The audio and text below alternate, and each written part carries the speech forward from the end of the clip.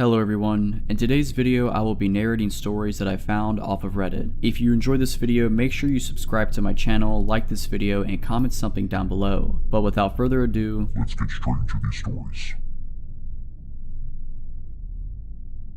I used to work at a small, independent art gallery downtown. It wasn't much, just 3 rooms and a storage area in the back, but it had a certain charm, the kind of place where local artists could showcase their work without the red tape of big museums. It was quiet most days, except for the occasional visitor or a school tour. One afternoon, I was alone at the front desk, scrolling through my phone when I heard the front door chime. I glanced up, expecting a usual guest, a tourist or art student, but instead, a man stepped inside. He was off. I can't describe it better than that. Something about the way he moved, too deliberate, too careful. He wore a dark green jacket, zipped up despite the warm weather, and a beanie pulled low over his forehead. His face was expressionless, his eyes scanning the room with slow, unsettling precision. "Welcome in," I said, my voice a little tighter than usual. He didn't reply. He just walked past me into the first exhibit, hands in his pockets. I watched him for a moment, then forced myself to focus on my computer. At first, everything seemed normal. He moved through the exhibit slowly, pausing at each piece a little longer than most people would. 5 minutes passed, 10, then 20. I glanced at the clock, growing uneasy. No one else had come in, and he hadn't made a sound. At the 30-minute mark, I cleared my throat. "Let me know if you have any questions," I said, forcing a smile. He didn't answer. He didn't even look at me. Just kept staring at a painting, a dark, abstract piece with heavy brush strokes. The air in the gallery felt heavier. I checked my phone, pretending to be busy, but my heart was pounding. Something told me not to take my eyes off him for too long. Then, after what felt like forever, he finally moved again. He turned, slow, mechanical, and walked to the next room. I exhaled. Maybe he was just eccentric. Maybe I was overreacting. But then I noticed something strange. The painting he'd been staring at. It was slightly tilted. I frowned. All of our artwork was carefully secured to the walls. How had it moved? I stood, went over, and gently adjusted it back into place. When I turned back toward the entrance of the next room, he was standing there, watching me. I froze. He hadn't made a sound. No footsteps. Nothing. I just had to fix something. I stammered, my throat dry. Again, no response. Just that blank, unblinking stare. Then he smiled. It was the worst part. That slow, stretching grin that didn't reach his eyes. Like he just figured something out. And then he walked past me, so close our sleeves nearly brushed. I held my breath. He left without another word. The door chimed. The gallery was empty again. I let out a shaking breath, my skin crawling. I went to the back room, pretending to reorganize supplies, anything to shake the lingering unease. 5 minutes passed, then 10. I finally convinced myself I was being paranoid and returned to the front desk. And that's when I saw it. The same painting, the one he had been staring at, was tilted again. I had been alone the whole time. No one else had come in, but the painting had moved. And in the reflection of the gallery's front window, just before I locked up for the night, I saw something that made my stomach drop. The man was across the street, watching and waiting, like he'd never left. I don't know how long he stood there, watching me from across the street. I refused to look for too long, afraid that if I acknowledged him, it would somehow make it worse. Instead, I forced my shaking hands to finish locking up the gallery. The moment the deadbolt clicked, I turned off the lights and hurried to the back exit. I didn't want to walk out the front door, didn't want to risk passing him on the sidewalk. My car was parked a block away, and I told myself if I just got there fast enough, I could forget all about this. But when I stepped into the alley behind the gallery, I knew something was wrong. It was too quiet. The city wasn't exactly bustling at this hour, but there were always some noises, distant car horns, chatter from a bar down the street. But now, it felt like the entire block had gone silent. I swallowed hard and started walking. I was halfway to my car when I heard the footsteps. Soft and deliberate, not rushing, not running, just follow me, and I didn't dare look back. I fumbled at my purse for my keys, my fingers numb with panic. The footsteps kept pace with me, matching every step I took. I reached my car and yanked the door open, throwing myself inside. For a second, I sat there, hands gripping the wheels so tightly my knuckles turned white. I glanced up at the rearview mirror. Nothing. The alley was empty. I exhaled shakily and locked the doors, just in case. Maybe I was imagining things. Maybe I'd scared myself so much that my mind was playing tricks on me. I started the engine and peeled out of the alley, not stopping until I was miles away from the gallery. That night, I barely slept. Every shadow outside my window made my skin crawl. Every creak in my apartment sent my heart into my throat. But eventually, exhaustion won, and I drifted into a restless sleep. The next morning, I got to the gallery early to open up. My hands were still shaking as I unlocked the door. At first, everything looked normal until I stepped inside. Every single painting in the gallery had been tilted, not just the one he had been staring at. All of it. I stood frozen in the doorway, my breath coming in sharp gasps. The air was thick, heavy, like someone had just been there. The security system hadn't gone off. The doors were locked when I arrived. No alarms, no broken windows, but someone had been inside. And then I saw it, a single handprint smudged against the glass of the front door, pressed low near the bottom, like someone had crouched there, watching, waiting. I left. I called my boss and told her I quit. I never went back to that gallery again. I don't know who he was. I don't know what he wanted, but I do know one thing. He was never going to leave. I moved on, or at least I tried to. After quitting the gallery, I got a new job at a design firm across town. It was a welcome change. Bright offices, co-workers, constant noise. No eerie silence. No strange visitors. No tilted paintings. For a while, things were normal again, until they weren't. That prickling sensation on the back of my neck, like I was being watched. It would hit me at random moments, walking to my car after work, standing in line at a coffee shop, sitting in my apartment late at night. At first, I told myself it was just paranoia. I had spent so much time looking over my shoulder after the gallery incident that I was imagining things. But then, I started seeing him again, not up close, not at my door, just there, at the far end of a grocery aisle, standing at the opposite platform of the subway, unmoving as trains screamed past. A dark figure lingering across the street when I left work, always half-shadowed, always just out of reach. The worst part, he never tried to approach me. He didn't need to, because no matter where I went, no matter how much I told myself it wasn't possible, he always found me. Not texts, not calls, just little things. One morning, I found a folded napkin on my desk at work. I almost threw it away without looking, but something made me pause. There was something written on it in shaky, scrawling ink. "Did you miss me?" I stared at it for a long time. My coworkers bustled around me, chatting, laughing, unaware that my entire world had just caved in. I looked around, searching for anyone watching. No one was, or at least, no one I could see. I threw the napkin away, convincing myself it was a prank. But deep down, I knew better. Not in a gallery, not at work, at home. It was subtle at first, just one or two frames slightly crooked when I got back from work. I assumed I had bumped them, or maybe a draft had shifted them. But then it got worse. One night, I came home to find every single piece of artwork in my apartment tilted at the exact same angle. Every single one. I barely slept that night. I wanted to call someone, my parents, the police, anyone, but what would I even say? That someone kept tilting my paintings, that I was being followed by a man who never spoke, never touched me, never did anything but watch, that I wasn't even sure if he was real anymore. I had convinced myself that I was overreacting, that if I ignored it, if I refused to acknowledge him, he would go away. So when my best friend invited me over for a movie night, I said yes. I needed a break, needed to feel normal again. We ordered food, picked a dumb comedy, and for the first time in months, I felt okay, until I got up to use the bathroom. Her apartment was small, just a short hallway leading to the bedroom and bath, but as I passed the front door, something made me pause. A whisper of movement from the other side, a shuffle, a breath. I froze, and then a single piece of paper slid under the door. My hand shook as I bent down, hard hammering against my ribs. The paper was blank, except for 3 words, scrawled in jagged, uneven handwriting. "I found you." I don't remember screaming. I don't remember my friend running over, demanding to know what was wrong. I don't remember anything except the sheer, paralyzing terror that he was here. That no matter where I went, no matter how many locks I changed, no matter how much I tried to run, he would always find me. That night, I packed a bag and left town. I don't know where I'm going yet. I don't know if it'll be enough, but I do know one thing. He's still out there, and he's not done yet.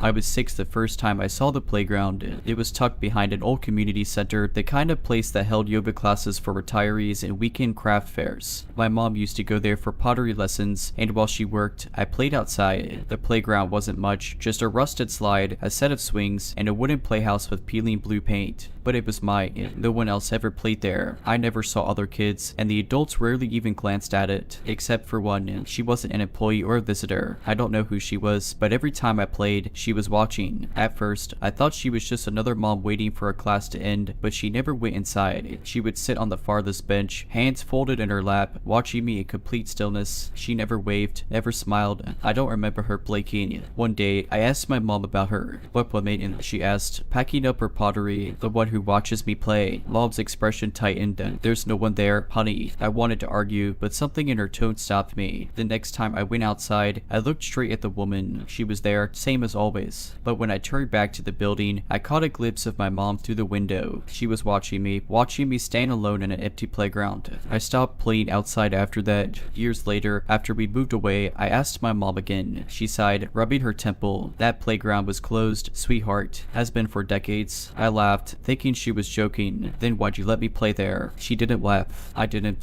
think about the playground for a long time. Life moved on, as it does. I grew up, went to college, got a job. I almost convinced myself I had imagined the whole thing. Maybe it was just a kid's overactive imagination, twisting a memory into something eerie. Then last year, I had to drive through my old hometown for work. It wasn't planned. I was rerouted because of construction, and before I realized it, I was turning down familiar streets. The community center was still there, though the paint was more faded, the sign half fallen, and behind it, the playground. It looked exactly the same. Same rusted slide, same peeling blue playhouse, like it had been frozen in time. There was no way it had been left untouched for 20 years. Playgrounds get removed, renovated, replaced, but this one, it just sat there, untouched, forgotten. A strange urge crept over me. I pulled into the cracked parking lot, turned off my car. I wasn't sure what I was doing, what I was looking for. Maybe I just wanted to prove to myself that it was real, that it wasn't real. I walked toward the playground, boots crunching on dead leaves. The air felt too still. No birds, no wind, no distant hum of traffic, just the sound of my own footsteps. Then I saw her.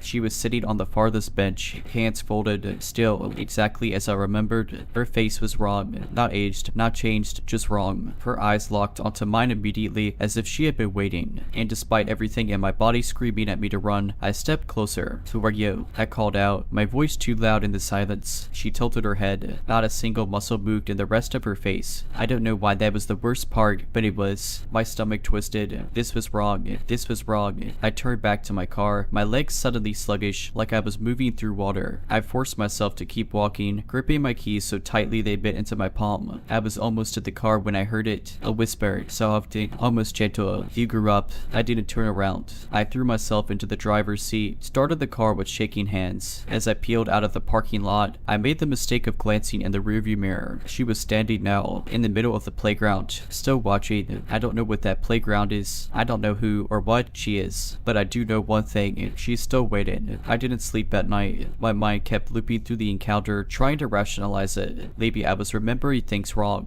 Maybe the woman was just some local, someone who happened to be there both in my childhood and now. A coincidence, but I knew better. And yet, a part of me, some deep, unsettled part, needed to know more. So I did something stupid. I went looking for answers. The next morning, I called my mom. I told her I had driven past the old community center, that I had seen the playground again. She went quiet for a long moment. Then, in a careful voice, she asked, "Did you go near it?" I hesitated. No. A sharp breath. Good. That should have been the end of it. I should have let it go. But I didn't. A few days later, I found myself at the local records office. I wanted to see if I could find anything about the playground, when it was built, why it was never renovated. It didn't exist. There were plenty of records on the community center, its construction, its expansions over the years, but no mention of a playground. No blueprints, no permits, no maintenance logs. Nothing. I asked the clerk, an older woman who had been working there for decades, if she knew anything about it. Her face darkened immediately. There's no playground behind that building. I started to argue, but she shook her head, her expression tight. Whatever you think you saw, whatever you remember, forget it. It's not a place for you. The way she said it sent a chill up my spine. Not a place for children, not a place for the public, a place for me. I left in a hurry, my skin crawling. I tried to put it behind me. I really did. But the dream started soon after. I was back at the playground, alone.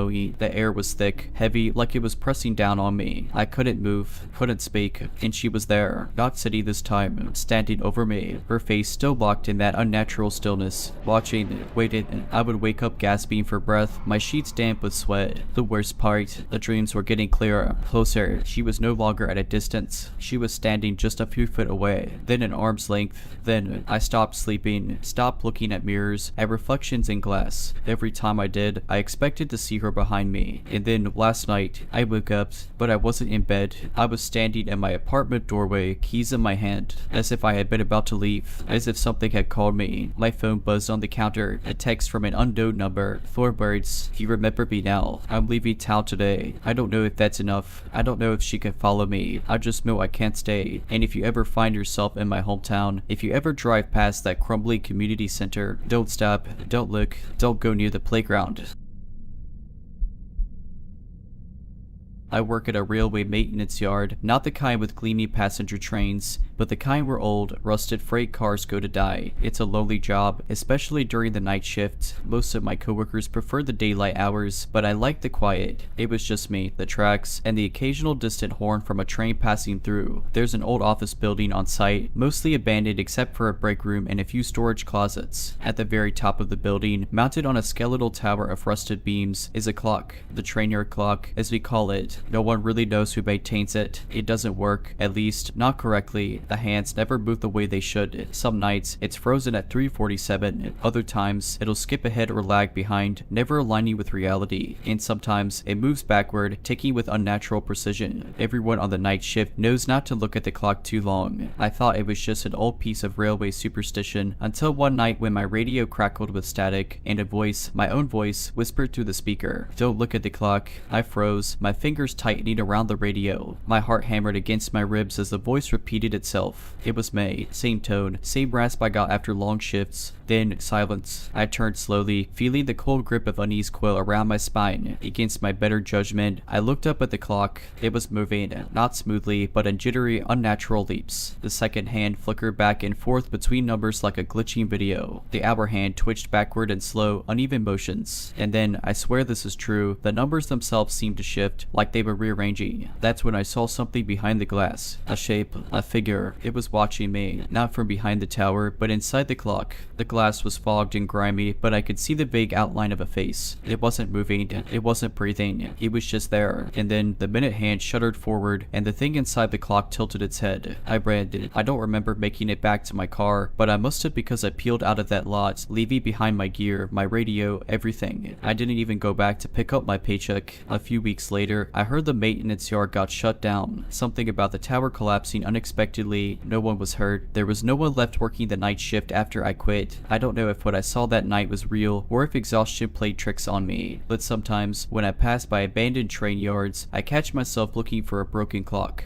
and I never ever let myself stare too long. I wish I could say that was the end of it, that I moved on, found another job, and never thought about that cursed clock again. But the truth is, I never really left it behind. The nightmares started a few weeks after I quit. They were dramatic, no shadowy figures chasing me, no monstrous hands grabbing from the dark. Just a simple, relentless dream. I was standing in the train yard, staring up at the clock. The numbers on its face would shift, slowly, deliberately. I could never make out what they were trying to say, but I knew, deep down, that it was meant for me. Sometimes, the glass would fog up. Sometimes, I'd see a shape inside, and then I started waking up at 3:47 a.m. every night. At first, I told myself it was a coincidence. Maybe my body had just fallen into a weird sleep cycle, but then things started to go wrong. One night, my bedside alarm clock glitched. I woke up to see the numbers flickering, scrambling like the ones on the train yard clock. I threw it across the room, but even after it hit the wall, the red LED display kept shifting. Another time, I was walking home late from a bar when I passed a construction site. The crane stood idle against the dark sky, its metal beams forming a crude shape that looked too much like the clock tower. As I turned away, I swore I saw movement, something behind the half-finished building's windows. A shape, a figure, watching me. It got worse. Streetlights would flicker as I walked past. My phone would vibrate at random times, only to show a blank notification with the timestamp 3:47. One night, I was driving home when my car radio turned on by itself. Static, then a voice, my voice, whispering, "Don't look at the clock." I nearly crashed. I stopped sleeping. I stopped going out after dark. Every time I glanced at a clock, I felt my stomach drop, terrified I'd see the wrong numbers. Then, the final straw. The package arrived at my apartment. No return address, no postage, just a small, battered cardboard box. Inside, wrapped in yellowed newspaper, was a clock, an old pocket watch, its glass cracked, its hands frozen at 3:47. I threw it away. The next morning, it was back on my nightstand. I don't know what to do. I feel like I'm being counted down. And the worst part, I'm starting to see reflections in the glass. I left my apartment that night. No plan, no destination, just raw animal fear telling me to get out. I drove for hours, stopping only when exhaustion forced me to pull into a roadside motel. I locked the door, shoved a chair under the handle, and curled up on the bed, my heart still hammering. I didn't sleep. At 3:47 a.m., my phone screen lit up. No call, no text, just the clock widget changing by itself. I turned the phone off.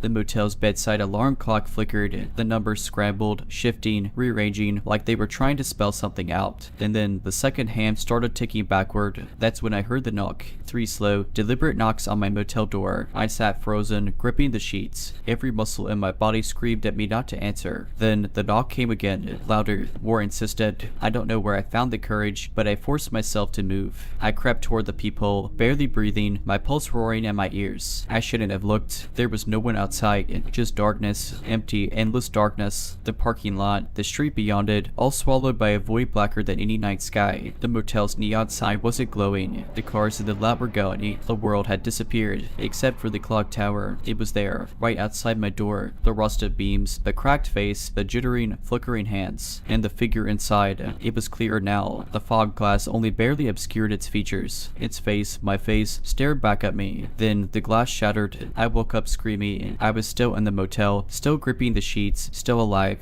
The world outside was normal, cars, street lights, the motel sign buzzing faintly. But on the nightstand beside me, the motel alarm clock read 3:47 a.m. I left immediately. I don't know what it wants. I don't know why it's following me, but I do know this. Every clock I pass now feels wrong. Sometimes, out of the corner of my eye, I see the hand stutter, shudder, moving backward when they shouldn't. Sometimes I hear faint, rhythmic ticking, even when there's no clock nearby. And sometimes, in reflections, windows, glass doors, mirrors, I catch glimpses of a figure, watching, waited. And worst of all, a few nights ago, I woke up in my bed to the sound of ticking. I turned my head, and there, sitting on my nightstand, was the pocket watch. The glass was no longer cracked, and the hands were moving again, backward.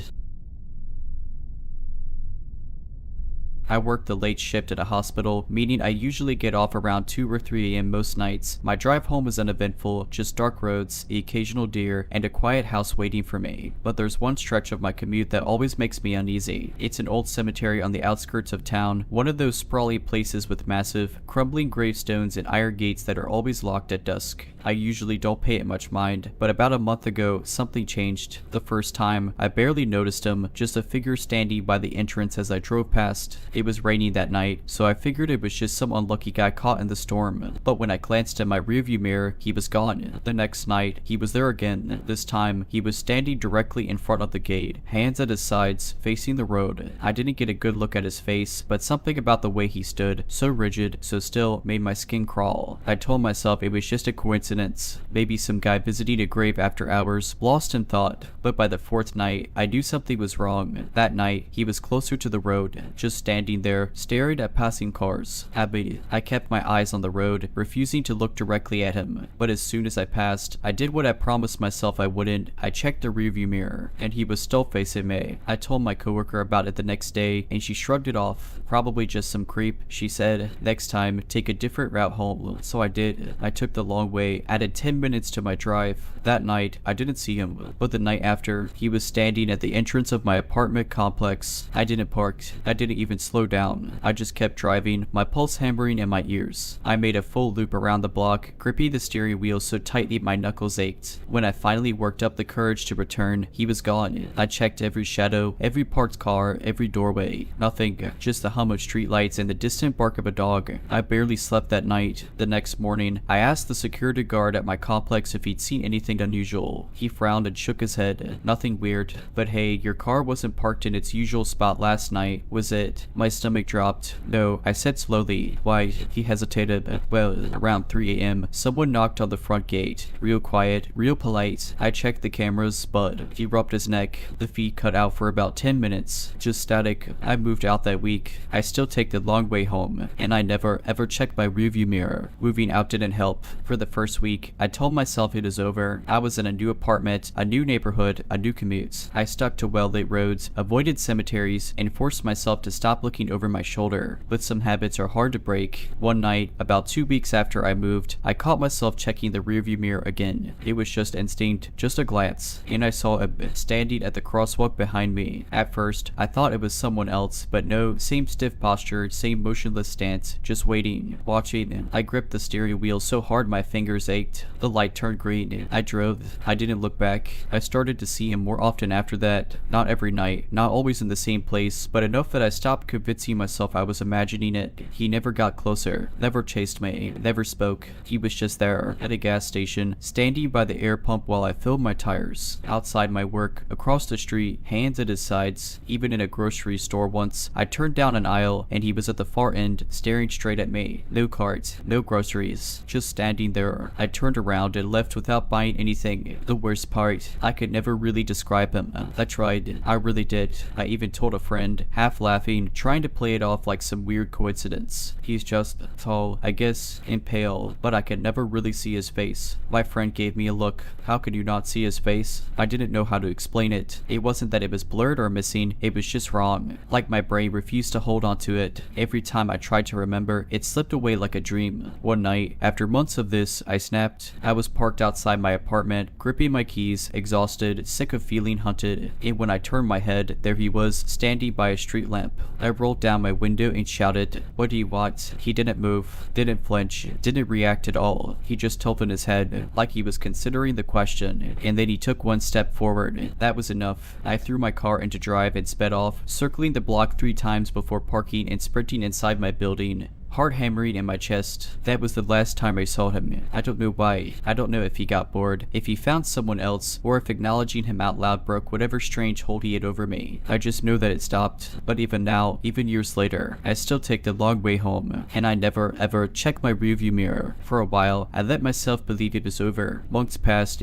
I got comfortable, the world felt normal again, until last week. I was visiting my parents in my hometown, a couple of hours away. Just a weekend visit, dinner, catching up, some quality time. It had been long enough that I felt safe, untouched. But that night, as I was helping my mom clean up the dishes, she glanced out the window and frowned. There's someone standing outside. Every muscle in my body locked up. I turned my head so slowly it felt like a dream, and there he was, standing at the end of my parents' driveway, still watching. I couldn't breathe. My mom squinted. "Do you know him?" I opened my mouth, but no sound came out. She wiped her hands on a dish towel, already moving toward the front door, though I managed to choke out. "Don't." She hesitated, looking at me like I'd lost my mind. "Honey, if someone's lurking outside, we should know about lock the door." Maybe it was the way my voice cracked, maybe it was the sheer panic in my face, but she listened. She locked the door, and then she locked the back one too. For the rest of the night, I barely spoke. I pretended everything was fine, but I knew he was still there. I could feel it. When I finally went to bed, I checked every window in my room 3 times. Nothing, just the empty street, the sound of crickets, and the wind moving through the trees. But I didn't sleep.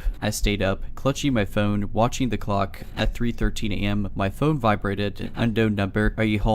I nearly dropped it. My hand shook as I typed, "Who is this?" The reply came instantly. I turned off my phone and sat in the dark, listening, waited. At some point, exhaustion won. I must have dozed off, because the next thing I knew, it was morning. Sunlight streaming through my curtains, birds chirping. I checked my phone with numb fingers. No new messages, no missed calls, like it had never happened. At breakfast, my mom glanced up from her coffee. "Oh, by the way," she said, "whoever that was last night, they must have left something for you." My stomach dropped. "What?" She nodded toward the front door. "There was an envelope on the porch this morning. I didn't want to look, but I had to. It was a plain, unmarked envelope. No stamp, no return address. Just sitting there, waiting." I picked it up with shaking hands and opened it. Inside was a single photograph. A picture of me, standing at my car, taken from behind. And at the very bottom, in tiny, scrawled handwriting, "I missed you." I didn't finish my breakfast. I didn't say goodbye. I just packed my bags, got in my car, and drove. I don't know how he found me. I don't know how he knew.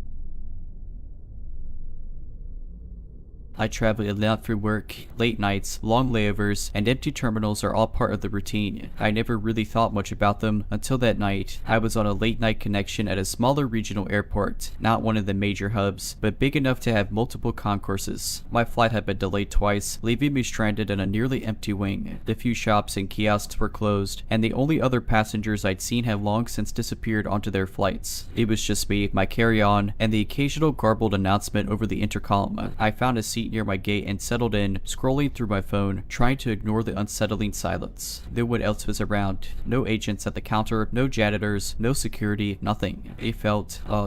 At first, I told myself it is normal. It was late, after all, but then I noticed something strange. Across the concourse, at another gate, someone was sitting. A woman. She was too far for me to see her clearly, but something about her posture was wrong and rigid, like she wasn't just waiting for a flight, she was watching. I shifted uncomfortably, telling myself I was being paranoid. Maybe she was just another stranded passenger, but she wasn't scrolling on her phone. She wasn't reading. She wasn't even looking at the departure screens. She was looking at me. I tried to ignore her. I went back to my phone, pretending not to notice. But every time I glanced up, she hadn't moved. Not once. Then the overhead lights dimmed. An announcement crackled over the intercom, something about a final boarding call, but not for my flight. I glanced at my gate screen, still delayed. I looked back at the woman. She was standing now, still staring. That's when I realized she hadn't come from another flight. She hadn't been there when I first sat down. She had just appeared. A cold weight settled in my stomach. I grabbed my bag, trying to look casual as I stood. My plan was simple: move closer to the main concourse, find an employee, find anyone else. I turned away from her.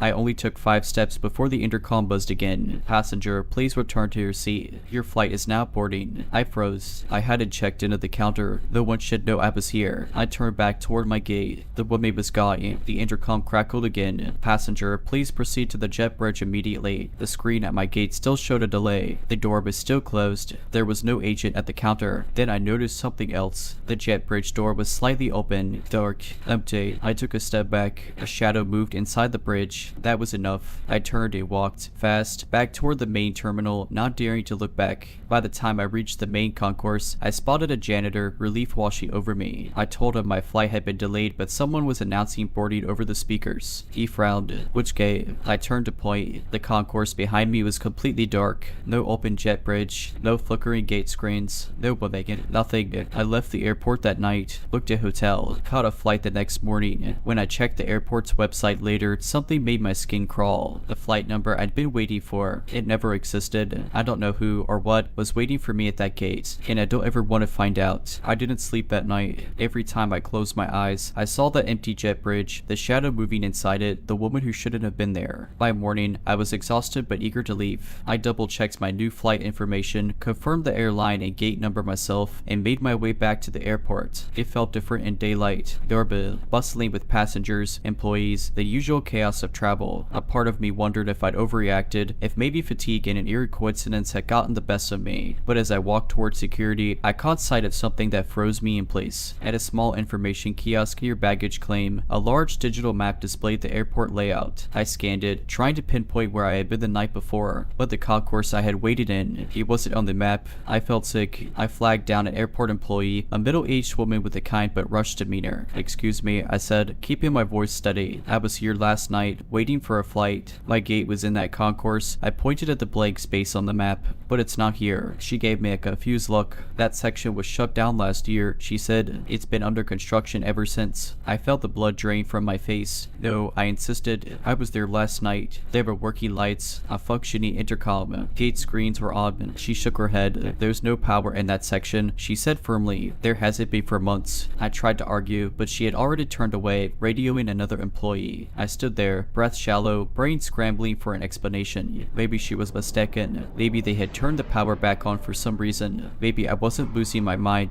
But deep down, I knew what I had seen. I knew they turned around and left. But I forced myself forward, through security, into the terminal, sticking to the crowded areas, refusing to look too long at the gates I passed. When I finally boarded my flight, one that I confirmed with my own eyes, my own ears, I collapsed into my seat, letting out a breath I hadn't realized I was holding. The plane took off smoothly, no delays, no strange announcements. But as we ascended, I made the mistake of looking out the window. The airport shrank below us, a sprawling maze of runways and buildings. And there, in the distance, I saw it, a dark, empty concourse, lifeless, abandoned, but just before we disappeared into the clouds, I saw something else. A figure standing at the end of a jet bridge, watching, waiting for someone else to take the last flight out. I told myself I was done thinking about it. I landed, went straight to my hotel, and threw myself into work. Meetings, emails, phone calls, anything to push the night at the airport out of my head. What had stayed with me, like a bad dream that wouldn't fade. For the next few weeks, I avoided night flights. I even started double checking every airport I traveled through,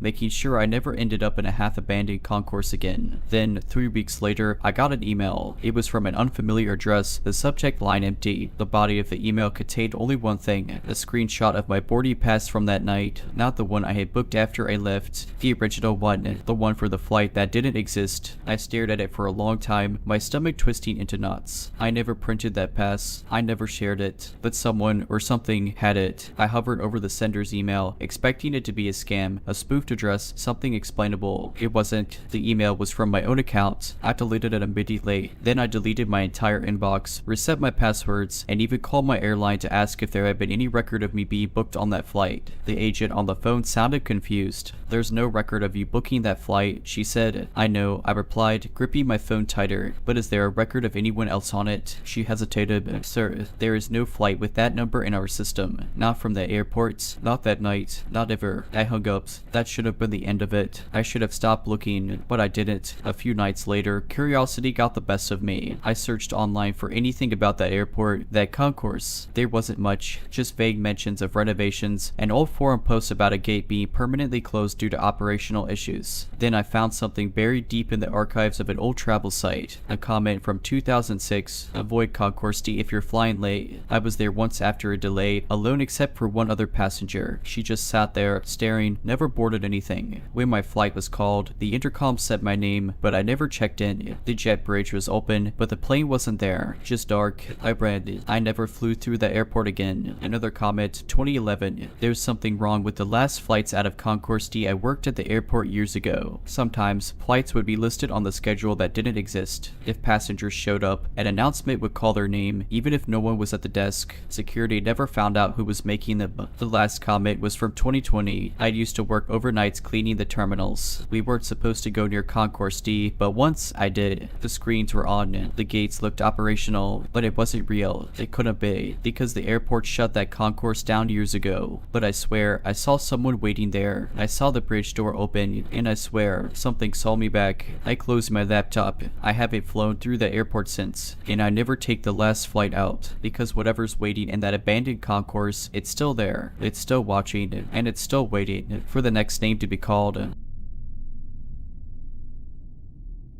I used to work as a legal assistant at an old county courthouse. It was the kind of place that had been expanded over the years, an odd mix of modern offices mashed up against original brick corridors and staircases that led to nowhere. The building had character, sure, but it also had places where you could feel completely alone, even when you weren't. One of my tasks was sorting through old case files that were being moved from physical storage to digital archives. Most of these files were housed in a designated records room in the basement, but every now and then I get assigned a box from off-site storage. One day, my boss handed me a key. "This goes to the attic storage," she said. "You'll need to take the old staircase behind courtroom B." I'd never even known there was an attic, let alone storage up there, but eager to get the job done, I grabbed the key and went looking for the staircase. Courtroom B wasn't in use that day, so the chamber was dark except for the dim glow of emergency exit signs. The door to the stairwell was tucked into a corner, nearly invisible unless you were looking for it. The lock was stiff, but I managed to turn the key, and with a push, the door groaned open. The air inside was different, dry and stale, with that thick dust smell that clings to old books. I flipped a switch, but the only light was a single bare bulb above the first landing. The stairs stretched up into darkness. I climbed slowly, my footsteps echoing too loudly. Halfway up, I hesitated. I don't know why. Maybe it was the weight of the silence, or the way the air felt just a little too still. But I shook it off and kept going. At the top, I found another door, slightly ajar. Beyond it was the attic storage, a cramped space filled with metal filing cabinets and rows of shelves packed with old case files. files. The dust here was thick, untouched in places. I found the box I was supposed to retrieve on a table near the door. That should have been the end of it. Grab the box, go back downstairs, business as usual. But as I turned to leave, I noticed something strange. One of the filing cabinets was open just a crack. Not unusual, except that I could see the dust pattern on the handle, thick, undisturbed. It hadn't been touched in years. And yet, it was open. A chill crept up my spine. I told myself it was nothing. Maybe it had been left open long ago, and I just hadn't noticed at first. I should have left then. Instead, I reached out and pulled the drawer open. The files inside were neat, organized, but sitting on top, out of place, was something that wasn't a file at all. It was a photograph, faded, old, but I could make it out. 4 people standing in what looked like this very attic. 2 men, 2 women, dressed in formal court attire. Judges, maybe, or attorneys, but it was their faces that stopped me. They weren't looking at the camera. They were looking at something just beyond the frame, and their expressions, I don't know how to describe it. It wasn't fear, exactly, or like recognition, like they'd just seen something step into the room. And behind them, in the dim light, there was a shadow, not a person, a shape, stretched long, distorted. I dropped the photo and took a step back. That's when I heard it. A sound, soft at first, a scrape, a shuffle, from inside the attic. I turned so fast I nearly knocked over the table. The room was empty, just rows of cabinets and shelves, silent and unmoving. But the air felt wrong, heavy. Watching, I grabbed the box and bolted. I don't even remember running down the stairs. I just know I didn't stop until I was back in the main hallway where the air felt normal again. I turned to the files and never mentioned what I saw. A few weeks later, I tried to bring it up casually with one of the older clerks. Hey, did you know there's an attic above courtroom B? She gave me a puzzled look. There used to be, she said, years ago, but they sealed it off in the 90 seconds. There's no way to get up there anymore. I didn't argue. I just nodded and walked away because I still have the key and the dust on my shoes. I should have left it alone. I wanted to leave it alone. After that day, I avoided courtroom B. I told myself I had imagined it, that maybe the clerk had just been mistaken about the attic being sealed off. But every time I walked past that part of the building, I felt it, the strange, heavy air, the sense that if I turned my head too quickly, I'd see something standing just out of sight. Then, about a month later, I was asked to retrieve another file. This time, my boss handed me a folder directly. We pulled this one from the old archives, she said, placing it on my desk. The file was from the 1970s, an old case, something about a judicial misconduct investigation that had been shut down before it went to trial. But it wasn't the case itself that made my stomach drop. It was the photograph clipped inside, and the same photograph I had found in the attic. 4 people standing in that same dimly lit space, their faces tense, their eyes locked on something just out of frame, the shadow behind them. I swallowed hard and flipped through the case file. There were notes, transcripts, mentions of hearings and closed door meetings, and then, toward the end, something that made my blood run cold. A report, March 12, 1975. Following multiple complaints of disturbances in the upper records room, attic storage has been permanently closed off. Staff are advised to avoid the stairwell behind courtroom B. Key access has been revoked.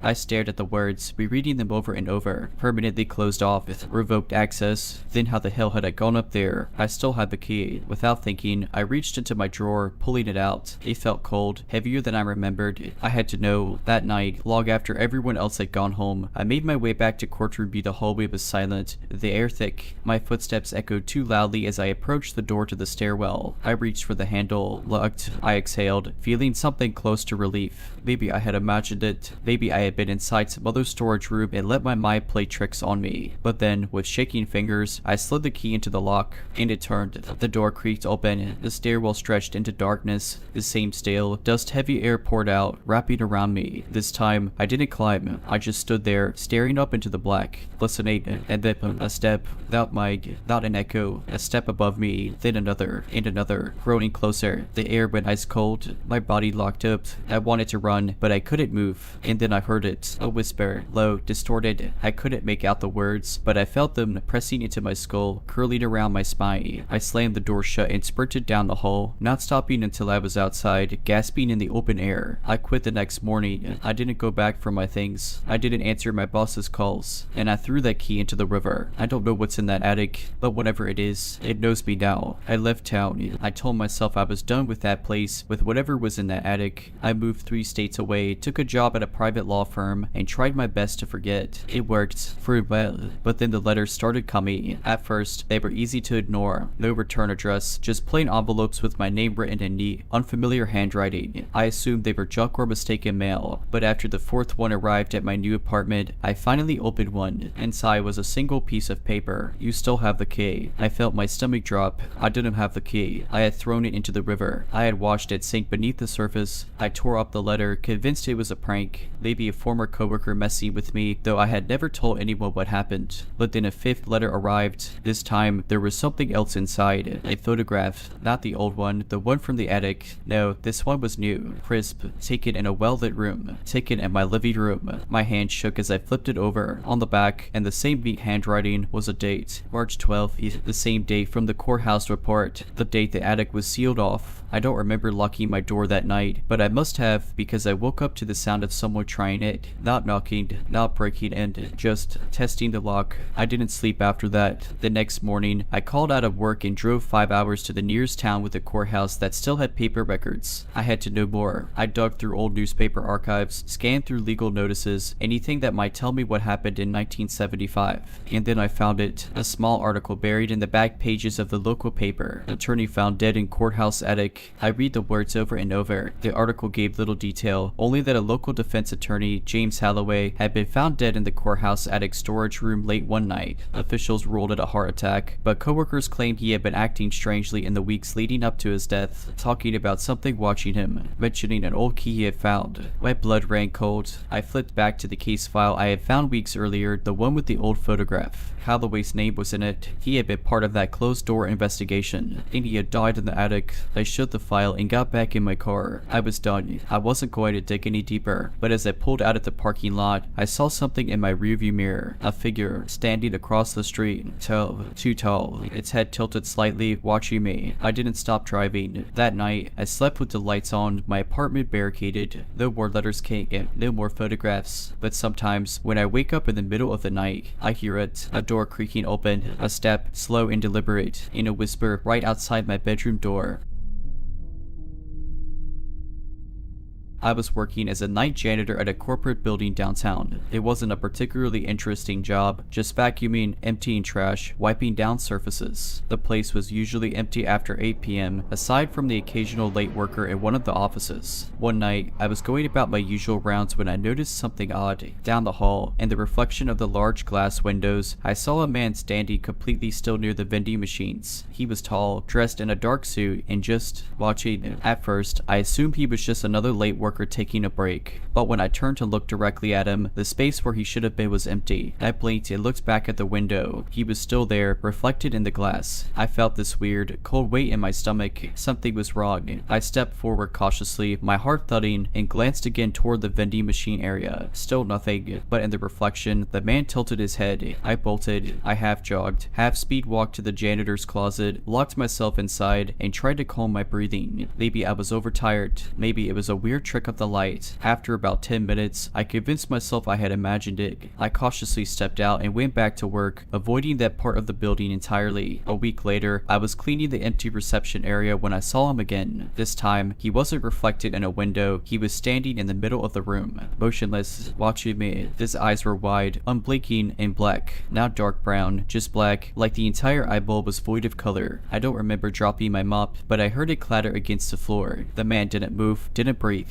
He just stared. Then, in a slow, almost mechanical motion, his mouth stretched into an impossibly wide grin. I don't think I've ever run faster in my life. I quit the next morning. I didn't even go back for my last paycheck. I just never stepped foot in that building again. A month later, I bumped into one of the other janitors at a bus stop. We made small talk, and I asked, as casually as I could, if he'd ever seen anything strange in the building. His face darkened immediately. "You saw him too, didn't you?" I nodded, my mouth dry. He let out a shaky breath. "We don't talk about it. I never asked anything more, and I never went near that building again." A few months passed, and I did my best to forget about the incident. I found a new job, day shifts only. I made sure of that. Life went back to something resembling normal. Then, one evening, as I was walking home from a friend's apartment, I caught a glimpse of something in a store window. A reflection. At first, I thought it was my own, just a trick of the dim street lights and glass. But then I saw him, standing just behind me, tall, perfectly still, those same black, unblinking eyes eyes. I turned sharply, hard hammering, expecting to see him right there in the open street, but there was nothing. I turned back to the window, but the reflection was gone. I told myself I was imagining things. Maybe my brain had dredged up an old fear, warping some random shadow into him. I walked the rest of the way home with my fists clenched in my jacket pockets, refusing to look at any more reflections. For a while, nothing happened. No glimpses of it, no strange feelings of being watched. I convinced myself that it had been a lingering paranoia, nothing real. Then one night, my phone buzzed. It was a text from an unknown number. He left too soon. I stared at it, trying to convince myself it was spam, a wrong number, anything. But my fingers trembled as I locked my phone and tossed it onto the bed. I barely slept that night. The next morning, there was another text. I said yo. That was it. No threats, no demands. Just those 3 words. I blocked the number immediately, but for the next few days, every reflective surface felt like a trap. I avoided mirrors, car windows, even puddles on the sidewalk. It didn't matter. One night, I was brushing my teeth when I made the mistake of glancing up at the bathroom mirror. There he was. Not behind me, not in the doorway, inside the mirror. His face was inches from mine. His grin stretched so wide it looked unnatural, wrong. His eyes, completely black, were locked onto mine, and then his lips moved. I couldn't hear him. There was no sound, but I knew exactly what he was saying. Let me in. I don't remember turning, don't remember running. I just know I spent the night in my car, parked at a well-lit gas station, doors locked, shaking. I moved out of that apartment the next day. It's been years now. I don't use mirrors anymore. I keep my phone screen dimmed so I don't catch accidental reflections. I even avoid the glass doors at stores. Most days, I tell myself it's over, that he was just some manifestation of stress, a trick of the mind. But sometimes, when I pass by dark windows at night, I feel like something's looking back. Wait, it's been 5 years. 5 years of avoiding reflections, moving to new cities, changing my number, deleting social media. 5 years of telling myself he wasn't real. I've convinced myself it was all in my head. That's what I tell people when they ask why I don't keep mirrors in my home. When they joke about my weird habit of never looking into glass doors or shiny surfaces. In most days, I believe it. But then something happened last night. I was walking home from work. Nothing unusual. It was late, but the streets were still busy. The glow of neon signs reflected off the wet pavement, distorted in the puddles left by the rain. Then I noticed something. The puddle up ahead. At first, it looked normal, just rippling from the occasional gust of wind. But then the ripples stopped completely, and I saw him standing in the reflection. Not beside me, not behind me, just inside the puddle, staring, grinning. I stopped walking, my breath caught in my throat. People moved around me, brushing past, but none of them noticed. None of them looked down. Then, ever so slightly, his head tilted, the way it had that first night. I couldn't move. My body was ice, my lungs felt too tight. My brain was screaming, don't look, don't look, don't look, but I couldn't tear my eyes away. His mouth moved. No sound, no whisper, just the same silent, horrible movement of his lips. Let me in. And then he blinked. I stumbled back, gasping. The reflection shattered, rippling violently. When I looked again, the puddle was just a puddle. I ran the rest of the way home, shaking so hard I could barely get my keys into the lock. Once I was inside, I locked every door, turned on every light. I even covered the bathroom mirror with a towel, just in case. And then, at 3:12 a.m., I got a text. No number, no contact name, just 2 words. Almost there. I haven't slept. My hands are still shaking as I type this. I don't know what he wants, but I think I let him get too close. I took a part-time job at the Natural History Museum. It wasn't a glamorous position, mostly cataloging, assisting with the occasional school tour, and making sure nobody tried to steal the taxidermy exhibits. The museum itself was old, the kind of place that smelled like dust and mothballs no matter how much it was cleaned, but it had its charm, particularly in the East Wing where the ornithology collection was housed. The room wasn't open to the public. It was a private research archive filled with thousands of meticulously labeled bird specimens, some over 100 years old, their glassy eyes forever staring into nothing. I had to work in there sometimes, filing reports or retrieving samples for visiting scientists. It should have been quiet, peaceful, even, but I hated being in that room. There was something off about it. The air felt heavier, like it resisted movement. The floorboards creaked in ways that didn't always match my footsteps, and though I tried to dismiss it, there were times when I swore the birds weren't always facing the same way they had been before. At first, I chalked it up to my imagination. A place like that, dimly lit and filled with thousands of unblinking keen eyes could play tricks on anyone's mind. But then, late one evening, I learned I wasn't imagining things. It was just past closing. The security guards had already done their rounds, and I was the last one still inside. I had gone back to the ornithology archive to retrieve the misplaced file before heading out. I didn't hear anyone coming behind me, but when I reached for the cabinet, I felt something shift in the room. Not a sound, not a breeze, just a change. I turned around, part hammering, nothing. I let out a shaky breath, grabbed the file, and started to leave. That's when I noticed it. One of the specimens, a great horned owl mounted on the highest shelf, was turned completely around. Its head twisted 180 degrees, staring at the back wall instead of the room. I stabbed cold. I hadn't bumped the shelf. The museum didn't have earthquakes, and yet, somehow, a bird that hadn't moved in decades had changed its position. I forced myself to keep walking, pushing down the sick feeling in my stomach. Don't run, I told myself. Just leave. I was almost at the door when I heard it. It fluttered, a dry, papery rustling, like wings moving against old fabric. I turned back just in time to see the owl's head slowly turning back toward me. I read, and I didn't stop until I was outside, gasping for breath in the cold night air. I never went into that room alone again. A few weeks later, an older curator, one who had worked there for decades, must have noticed how tense I was whenever I was near that wing. Gets to you, doesn't it? He said, watching me shelve a file with unsteady hands. I forced a laugh. It's just eerie in there. He nodded, as if he understood exactly what I meant. You know, he said, almost casually, some of those specimens were collected over 100 years ago. Back then, people believed if you didn't prepare them properly, a little bit of their spirit stayed behind. I never asked him what he meant by prepare properly, and I never worked after closing again. I tried to push what happened in the ornithology archive out of my mind, but the museum had a way of holding onto things. Even when I avoided that room, I felt something watching. The feeling would creep up on me when I was alone in the staff lounge or shelving records in the basement. It wasn't just paranoia, I started noticing things. Small things. At first, once, I left my locker door closed, only to find it wide open when I returned. Another time, I swear I heard the faintest hoo-hoo echoey from the vents, low and guttural, like something struggling to breathe.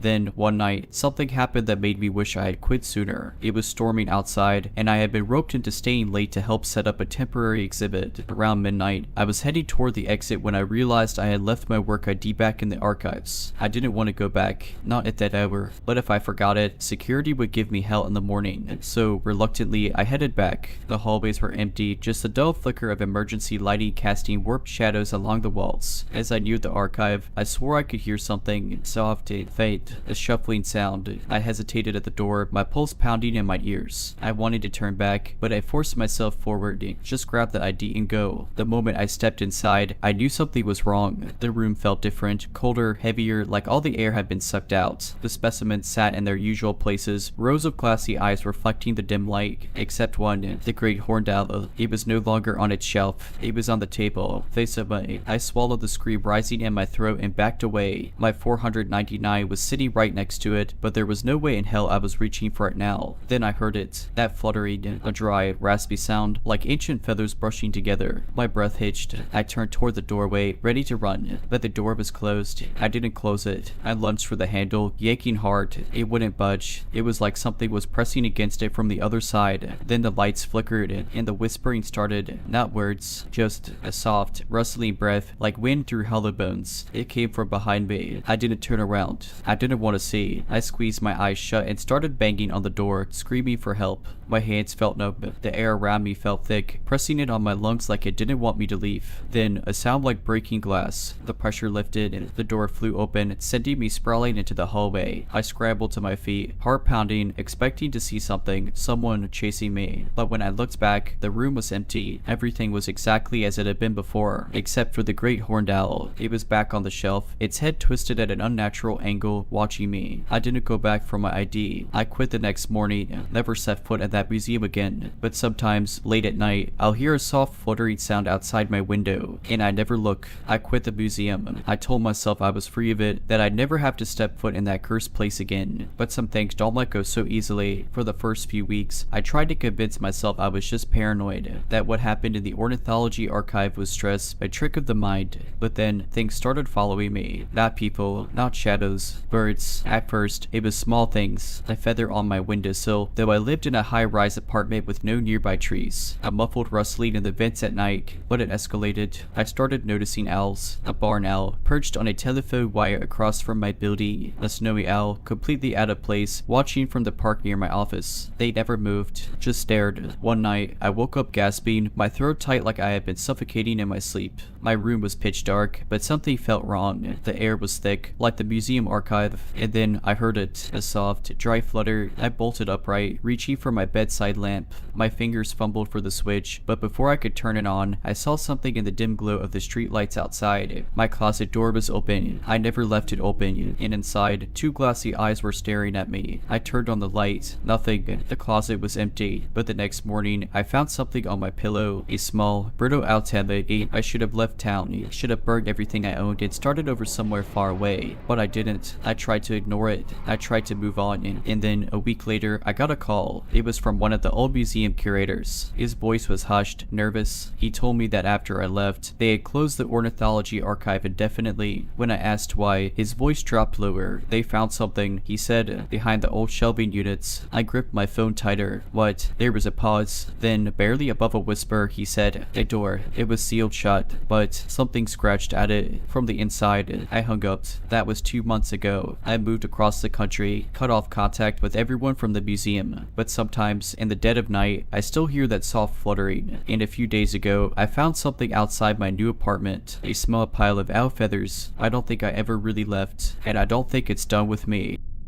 I was working as a part-time assistant at a university planetarium. It wasn't a big, flashy place, just a domed theater where we'd host school field trips, occasional public viewings, and the odd lecture. Most of my job involved setting up the projector, keeping things clean, and making sure guests didn't mess with the equipment. One evening, we had a private event scheduled. A small astronomy club had booked the planetarium for a members-only stargazing presentation. There were about 20 people in attendance, and everything was running smoothly. The doors were locked once everyone was inside, which was standard practice to prevent random people from wandering in. Halfway through the presentation, I stepped out to check the lobby. The planetarium was part of a larger science building, and at that time of night, everything outside our little dome was empty, just dark hallways and locked classrooms. But as I was walking past the glass doors leading to the main entrance, I saw him, a man standing just outside, looking in. At first, I assumed he was a late arrival. He wasn't doing anything particularly strange, just standing there, hands in his coat pockets, but something felt off. Maybe it was the way he was positioned, too still, too rigid, or maybe it was the fact that his face was just slightly turned away, as if he was avoiding looking directly at me. I walked over, pulling out my key to unlock the door. Before I did, I gestured through the glass, mouthing, "Are you here for the event?" No response. He didn't nod, didn't wave, didn't move at all. I tried again. "Sir, nothing." At this point, I was getting uneasy. The doors were locked, and no one should have been able to enter the building without an access card. I turned to go back inside, deciding to let security handle it. When I looked over my shoulder, he was closer, not pressed against the glass, but definitely nearer than before. His head was tilted now, like he was listening. I booked it back inside the dome, closing the doors behind me. The show was still running, everyone inside oblivious to what was happening. I went straight to the control panel and pulled up the security camera feed for the lobby. The man was gone. I stared at the screen, rewinding the footage, my heart pounding. The last frame before he disappeared showed him taking a step away from the door. But after that, nothing. No movement, no shadow, just an empty hallway. I didn't sleep well that night. The next morning, I asked campus security if they had any footage of the entrance. They checked the logs. According to the system, no one had entered or exited the building during the time I saw the man. I still don't know who he was, or how he got inside, or why he left so suddenly, but I do know one thing. A few weeks later, one of my coworkers came in early to set up for a morning event. When she unlocked the planetarium doors, she found something waiting just inside the entrance. A single footprint, pressed into the carpet, facing inward. After my coworker found the footprint, she brushed it off as a mistake. Maybe a custodian had stepped inside before the carpet was vacuumed. I wasn't so sure. For one, the planetarium doors had been locked all night. No custodians had access to the dome without requesting it first, and they never cleaned in there unless asked. Second, the footprint was barefoot, no shoe tread, no sock fuzz, just the distinct outline of a foot pressed into the soft carpet, like someone had been standing there, waiting. At this point, I was getting paranoid. I started arriving earlier than my shifts to check the doors, making sure they were locked and nothing was out of place. I kept an eye on the security feeds whenever I could, though I never saw anything unusual, just an empty lobby, dark hallways, and the occasional professor passing by. Then, about 2 weeks after the footprint, something happened that finally pushed me over the edge. We were hosting another evening event, a lecture about exoplanets. It was well attended, with around 30 people inside. The dome was dimly lit as the presenter spoke, their voice echoing across the curved walls. I was sitting in the back, monitoring the projector when I felt it. A shift in the air. I don't know how else to describe it. You know that feeling when someone enters a room behind you. That slight change in pressure, the awareness that you're no longer alone. That's what it felt like. I turned my head. There, at the very back of the planetarium, standing against the wall, was a man. Not sitting, not moving, just standing in the shadows, as still as a statue. My stomach dropped. He wasn't there before. I would have seen him enter. The only doors to the planetarium were at the front, and no one had walked past me. And yet, there he was. I couldn't see his face clearly in the dim light, but his posture was unnerving. He wasn't watching the presentation like everyone else. He was angled toward me. I felt my breath catch in my throat. For a few seconds, I just stared, trying to rationalize what I was seeing. Maybe he was a latecomer. Maybe I had somehow missed him walking in. But as I sat there, frozen, something clicked in my mind. His fit. He wasn't wearing shoes. I shot up from my seat and stepped toward the exit, my hands shaking as I fumbled for the key to the control panel. My plan was simple: get outside, call security, and let them deal with it. But the second I turned back, he was gone. It just vanished. No movement, no sound, nothing. I scanned the room. No doors had opened. No one else seemed to have noticed anything unusual. It was like he had never been there at all. I barely made it through the rest of my shift. The moment the event ended, I grabbed my stuff and left. I told my supervisor I was sick and never worked another night shift at the planetarium again. But here's the thing that still haunts me. A few weeks after I quit, I ran into one of the older professors who had worked at the university for decades. We made small talk, and I casually mentioned that I had left my job at the planetarium. She gave me an annoyed look. That place has always been strange, she said, stirring her coffee. You're not the first to see him. I felt my blood really cold. Him? I asked, my voice barely above a whisper. She nodded. The man with no shoes. He has been sent there for years. I never went back. After that conversation with the professor, I couldn't shake the feeling that I had barely scratched the surface of something much bigger. The fact that other people had seen him, the man with no shoes, made it worse. It meant that whatever had happened to me wasn't just paranoia. It was real, but I wasn't about to investigate. I had already quit, and as far as I was concerned, the planetarium and whatever haunted it was someone else's problem. At least, that's what I told myself. But some places don't let you go so easily. About a month after quitting, I was settling into my new job, a much less creepy office gig, when I got a phone call from an unknown number. Normally, I wouldn't have answered, but something about it made me hesitate. I picked up. At first, there was nothing, just silence.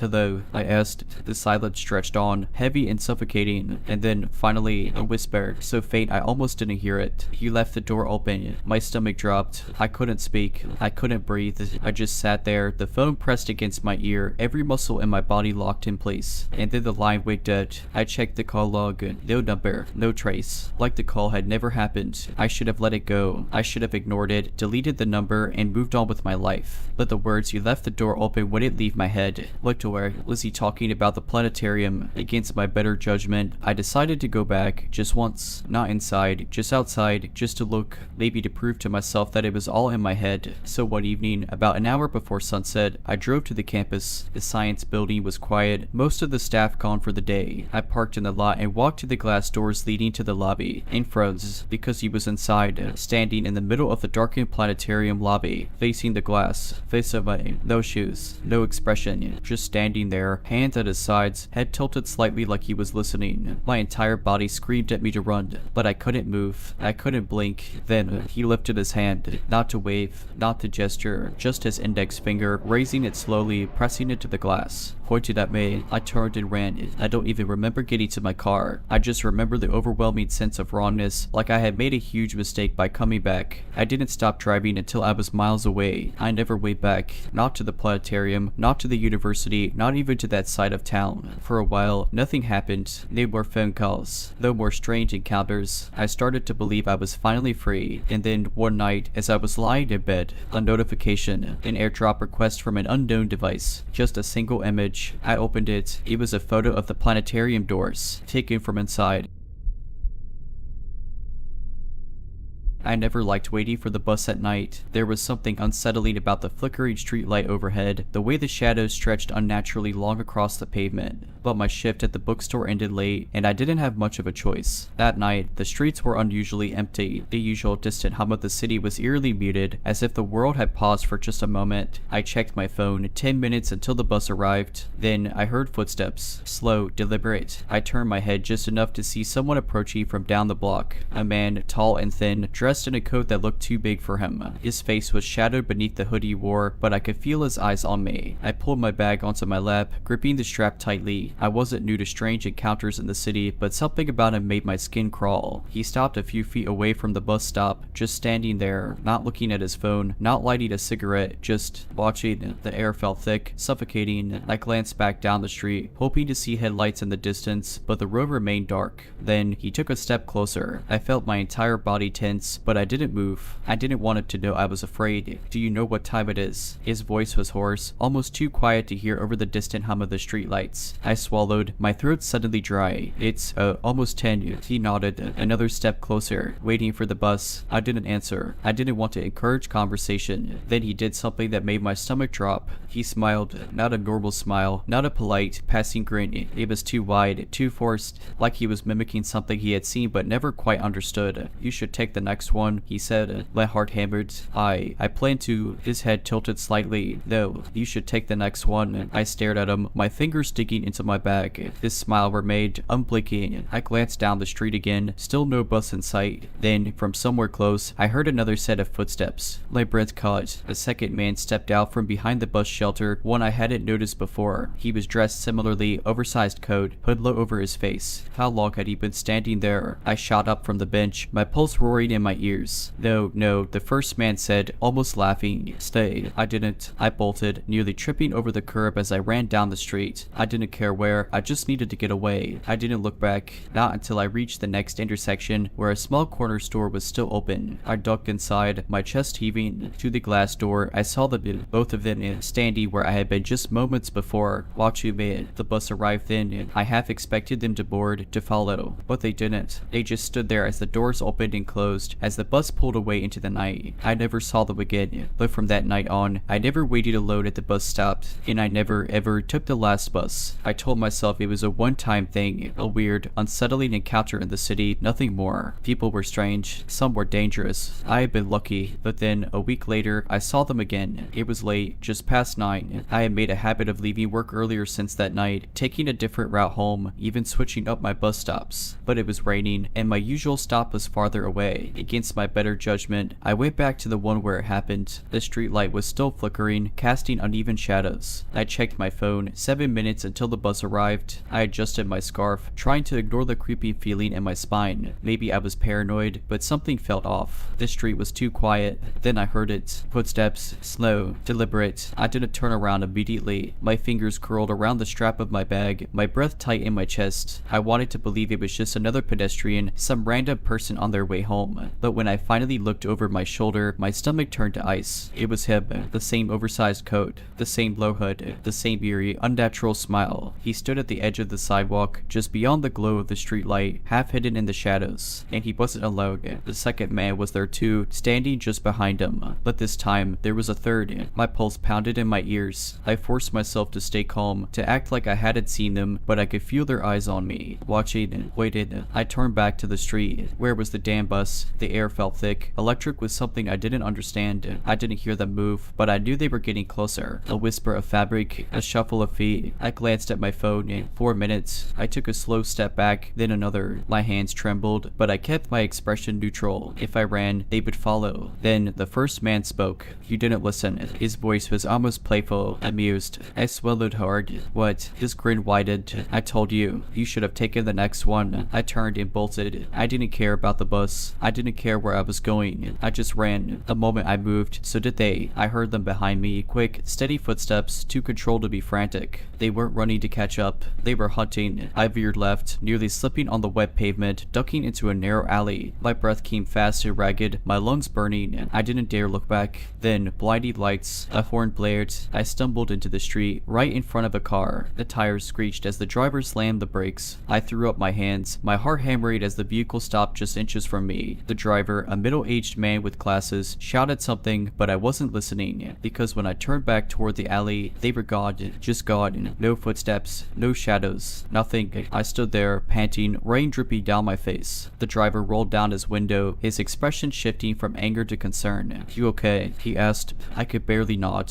He hesitated, then motioned to the passenger seat. Look, I don't know what's going on, but if someone's after you, I can give you a ride. No funny business, I promise. Everything in me screamed not to trust him. But when I looked back at the alley, at the empty darkness where they had been, I knew I couldn't stay there. I got in. The car smelled like coffee and old leather. The radio hummed softly, some classic rock station barely audible under the rain. The driver glanced at me. He wanted to tell me what that was about. I shook my head. I don't know. He sighed, gripping the wheel. All right. Where to? I hesitated, then gave him the name of a diner I knew stayed open late. Somewhere bright, somewhere with people. As he pulled away from the curb, I finally let myself breathe. But when I glanced in the side mirror, my stomach turned to lead. There, standing under the flickering street light, was the first man, smiling, and this time, he raised his hand and waved. The drive to the diner was silent. I kept glancing over my shoulder, expecting to see those men following us, but the rain had swallowed them up. The driver, his name was Tom, kept his eyes on the road, his fingers tapping anxiously on the steering wheel. "You sure you don't want to call the cops?" he asked.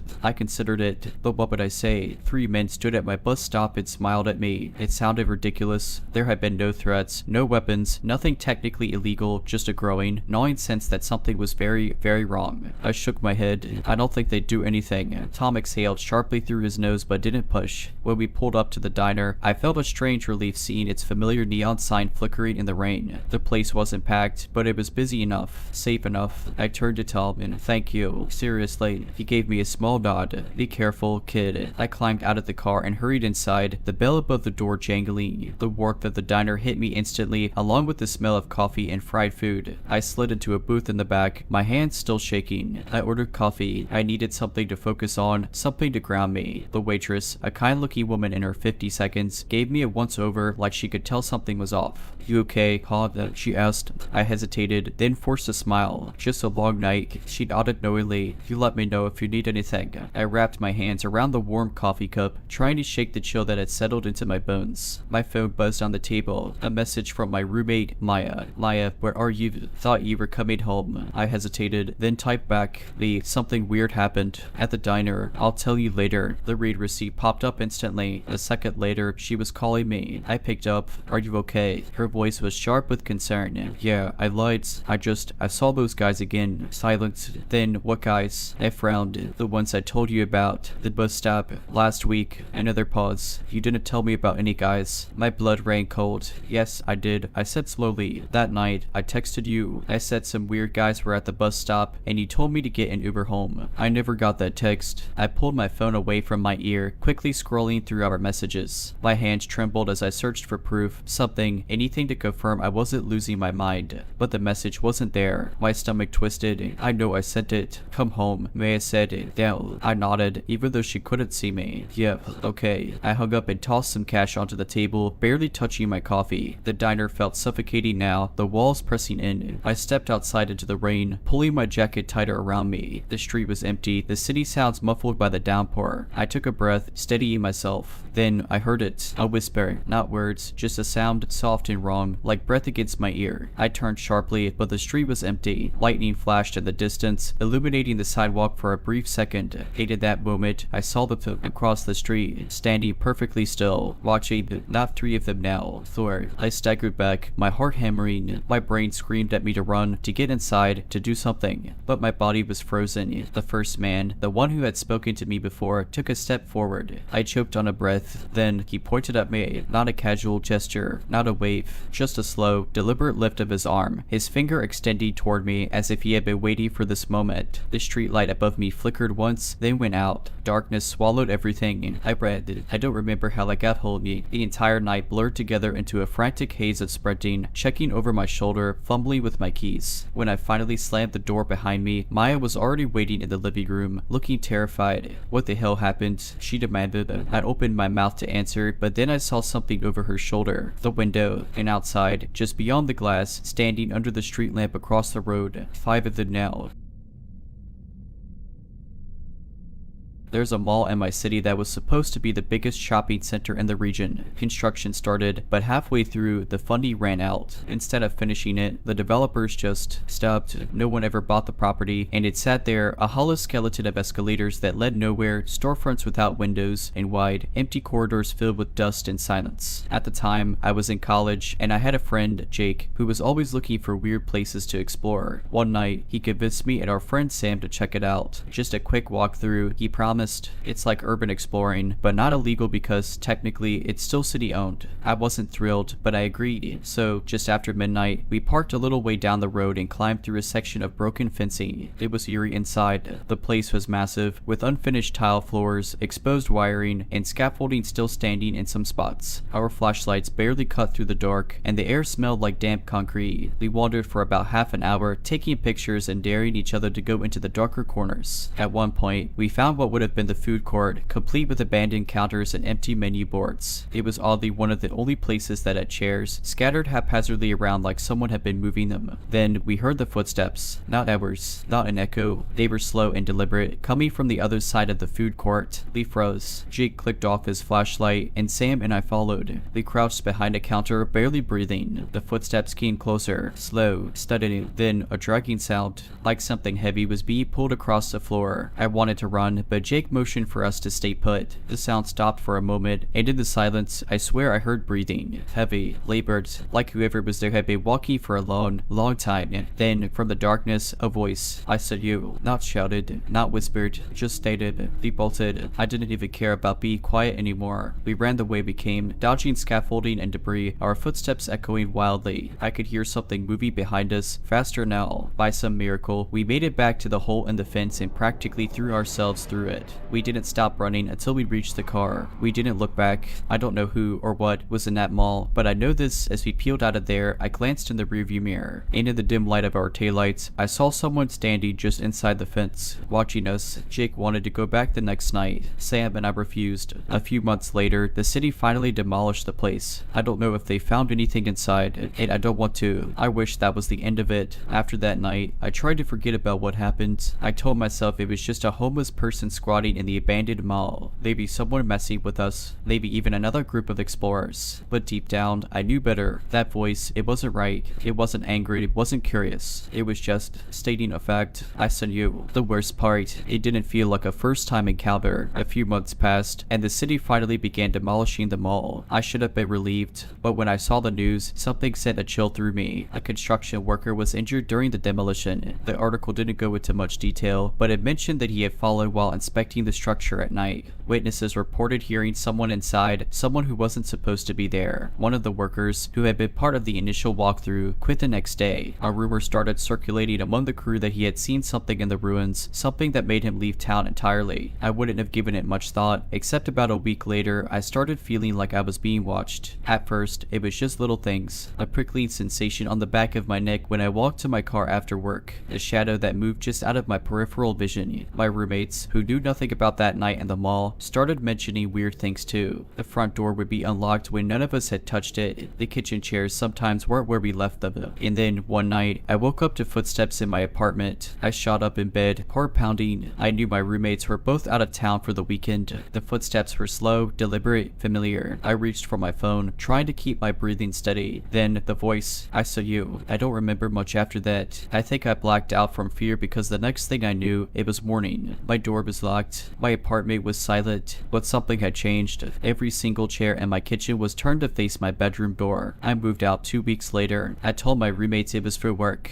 I don't talk to Jake anymore. After that night in the mall, he became obsessed with finding answers. He started digging into old property records, trying to figure out if something had happened there before the mall was built. He called me at weird hours, rambling about patterns and something unfinished. Then, one day, he just disappeared. His family filed a missing persons report, but nothing ever came of it. The last message he sent me was 3 words long. He found me. I don't know what happened to Jake. I don't know if he ran, or if something finally caught up to him. But sometimes, late at night, when I'm alone in my apartment, I hear footsteps, and I know that if I ever hear that voice again, I won't be waking up the next morning. It's been 3 years since Jake disappeared. I wish I could say I moved on. I wish I could say I never looked back, but I did. After Jake vanished, I tried to live a normal life. I transferred to a different college in another city, started fresh. New apartment, new job, new friends. For a while, it worked. Then, last week, I got an email. No sender, no subject, no text, just an attachment. It was a video. I hesitated before opening it, my gut already telling me I wouldn't like what I saw, but curiosity won out. It was grainy, low resolution, probably from an old phone. The footage was shaky, bouncing as if someone was holding the camera at their side while walking. The timestamp in the corner read 4:12 a.m. I recognized the place immediately. It was the the unfinished mall, except it was different now. The mall had been demolished, but the video showed something else. A long, dimly lit corridor, concrete walls stretching out endlessly, doors lining each side. The hallway looked wrong, the proportions slightly off, as if the walls were too tall and the doors too narrow. The person filming stopped in front of one of the doors. There was no handle, no markings, just a smooth, featureless metal surface. Then the breathing started, heavy, labored,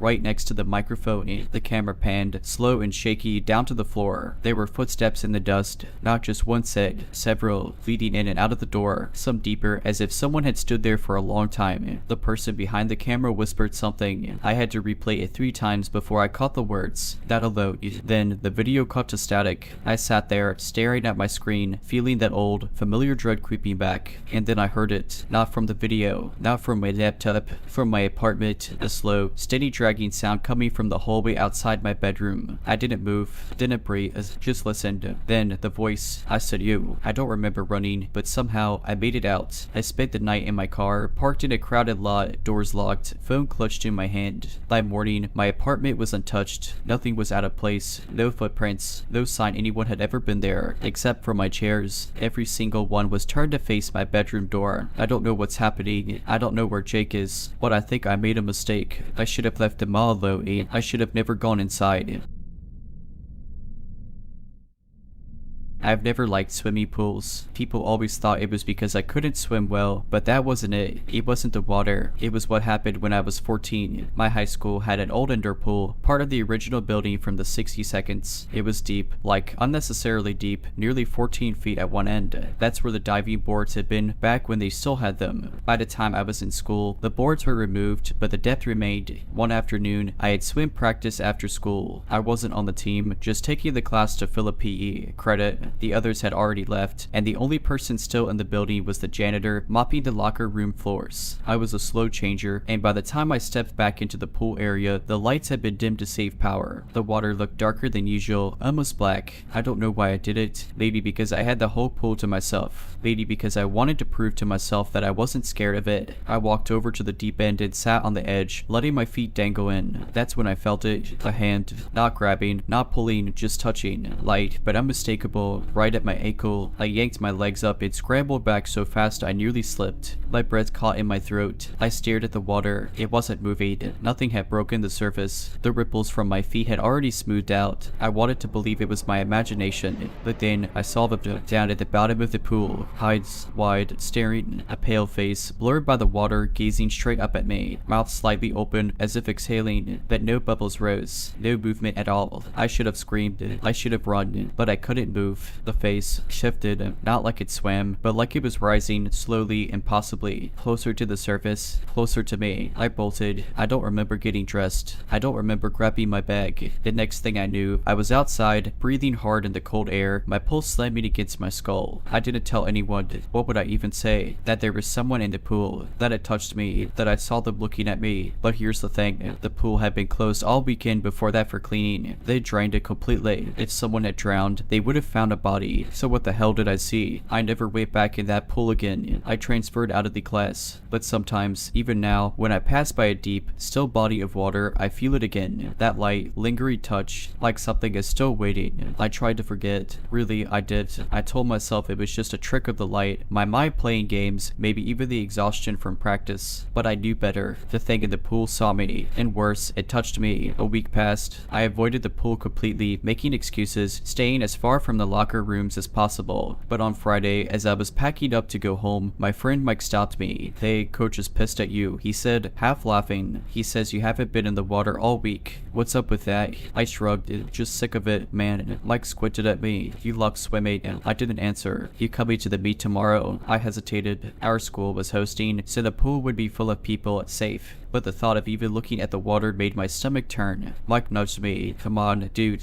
just come hang out. You don't even have to swim." I wanted to say no. I should have said no, but I went. The meet started at noon. The pool was bright and loud, filled with teams from other schools, the air thick with chlorine and echoes. It was easier to ignore the deep end when there were people everywhere. But then, sometime around the last relay, I noticed something strange. The water, right where I had sat that day, was still. Not completely, of course. People were swimming. Waves rolled across the the surface. But there, at the very edge of the deep end, the ripples seemed rugged, like something underneath was resisting. I turned away, shaking it off. Maybe I was imagining things. Maybe I was so blue. Someone had jumped in out of turn, and the coach was yelling. The swimmers in the lane surfaced, except for one, Chris, one of our best. He hadn't come up. The water where he had been swimming was calm, too calm. The yelling stopped. The silence that followed lasted maybe 2 seconds, but it felt like forever. Then, chaos. Someone dove in. The assistant coach grabbed the long rescue pole. Parents were on their feet. I saw Mike's face, pale, frozen, and then Chris surfaced, alone. He was gasping, thrashing wildly, eyes wide in terror. He coughed, choking on water. They pulled me down. The assistant coach dragged him to the edge. He was shaking, his lips blew. There's no one down there, the coach said, trying to calm him. You got a cramp, that's all. No. Chris slammed his fist against the pool deck, furious. Someone grabbed me. I didn't realize I was backing away until my shoulder hit the wall. My heart was hammering. The lifeguard on duty, a senior girl, shook her head. I was watching. Nobody else went under. But Chris wasn't lying. I do, because I saw it too. The same face, the same eyes, staring up from the deep. But this time, they were more threatened. Chris refused to get back in the water. They pulled him aside, wrapped him in towels, and someone called the nurse. He kept shaking his head, repeating the same thing over and over. They grabbed me. They wouldn't let go. I didn't say anything. What could I say? That I believed him. That I'd seen them too. Nobody wanted to acknowledge how wrong it was. How it didn't make sense. How something down there was waiting. The meet ended early. I was glad. I just wanted to go home. But as I was leaving, Mike stopped me again. Dude, his voice was low, like he didn't want anyone to hear. You saw it, didn't you? I felt my stomach drop. What are you talking about? Mike's jaw tightened. Don't play dumb. I saw your face. You saw whatever the hell that was. I hesitated. Chris, he must have. Don't. Mike cut me off. Don't say he imagined it. I swallowed hard. He let Eb. You know about the kid, right? My pulse jumped. What kid? Mike glanced over his shoulder, lowering his voice even more. A long time ago, like, before we were born, some kid drowned in that pool. People say it was an accident, but he exhaled. There were rumors that the kid was pulled under, that he was screaming when they found him. I felt cold all over. And the worst part, Mike continued, ever since then, people say sometimes, if you're alone, or if you're near the deep end too long. I didn't want to hear it. I already knew what he was going to say. They try to pull you down too. I barely slept that night. Every time I closed my eyes, I saw them again. The pale faces, the reaching hands. The more I thought about it, the more I realized something. They weren't just waiting down there. They were growing. Chris had been in the pool for years, and nothing had happened to him before. So why now? And then it hit me. They had sailed me first. That day I sat at the edge. The day I let my feet dangle into the water. They touched me. They noticed me. And now, it was like they were getting stronger. First, it was just one. But then, when they grabbed Chris, there were more. Like something was spreading. Like something was waking up. I never went near the pool again. Chris transferred schools a month later. Mike told me his parents pulled him out. Said he refused to even shower if the drain was too deep. He didn't answer any of my texts. I didn't play but the pool. They kept using it. Swim meets, classes, practices. Like nothing ever happened. Like the water wasn't hungry. I don't know if anyone else has felt it since. I don't want to know. But sometimes, when I hear about a freak accident, a cramp, a kid slipping under, someone drowning too fast, I was on a solo trip along the coast, the kind of getaway where you try to find yourself or whatever. I'd taken up photography in a half-hearted attempt to stay offline, so I spent a lot of time wandering the rocky shores with my camera, snapping pictures of crabs, anemones, and the occasional stranded jellyfish. One afternoon, I came across a set of tide pools I hadn't seen before. They were carved into jagged black rock, deep enough to be filled with seawater even though the tide was pulling out. It was the perfect spot, untouched, no tourists, just the sound of distant waves. Then I saw her. She was crouched near the edge of one of the deeper pools, her long hair tangled and damp, her bare feet gripping the slick rock like she'd been there forever. She wasn't wearing a wetsuit, just a threadbare white dress clinging to her skin. I was startled but managed a polite, "Hey." She turned her head slightly, not quite looking at me, but enough that I saw her profile, sharp cheekbones, pale skin, dark eyes too large for her face. She had a small, almost smiling expression, like she knew something I didn't. "What are you doing out here?" I asked. She dipped her fingers into the water, stirring the reflection. reflection. Looking for what? Her fingers stilled, and she finally looked at me full on. Who should it be her? Something about her voice made the hairs on my arms rise. It wasn't a threat, exactly, or like a warning. I let out a nervous chuckle. I was just taking pictures. She blinked slowly, then reached down into the pool, deeper than I thought it should be, up to her elbow. When she pulled her hand out, something long and thin wriggled between her fingers. A dark eel, or maybe a piece of seaweed, I couldn't tell. She let it slide back into the water, then stood up in one fluid motion. You should go, she said again, softer this time, and then she turned and walked straight into the water, not towards the shore, but towards the open sea. The water barely rippled around her legs, even though the waves were rougher out there. I watched until she was too far to make out clearly. I don't know why I didn't call out or try to stop her. I just stood there, frozen, my camera hanging useless at my side. When I finally moved, it was to snap a photo of the tide pool she had been kneeling beside. It wasn't until later, when I looked at the picture, that I noticed something strange. There was no reflection, not of me, not of the sky, not of her, just empty, black water. I left the coast the next morning. I tried to tell myself it was just a weird encounter, that maybe she had been some kind of free diver or a local who knew the coastline better than I did. But even as I packed up my things the next morning, I couldn't shake the feeling that something was wrong.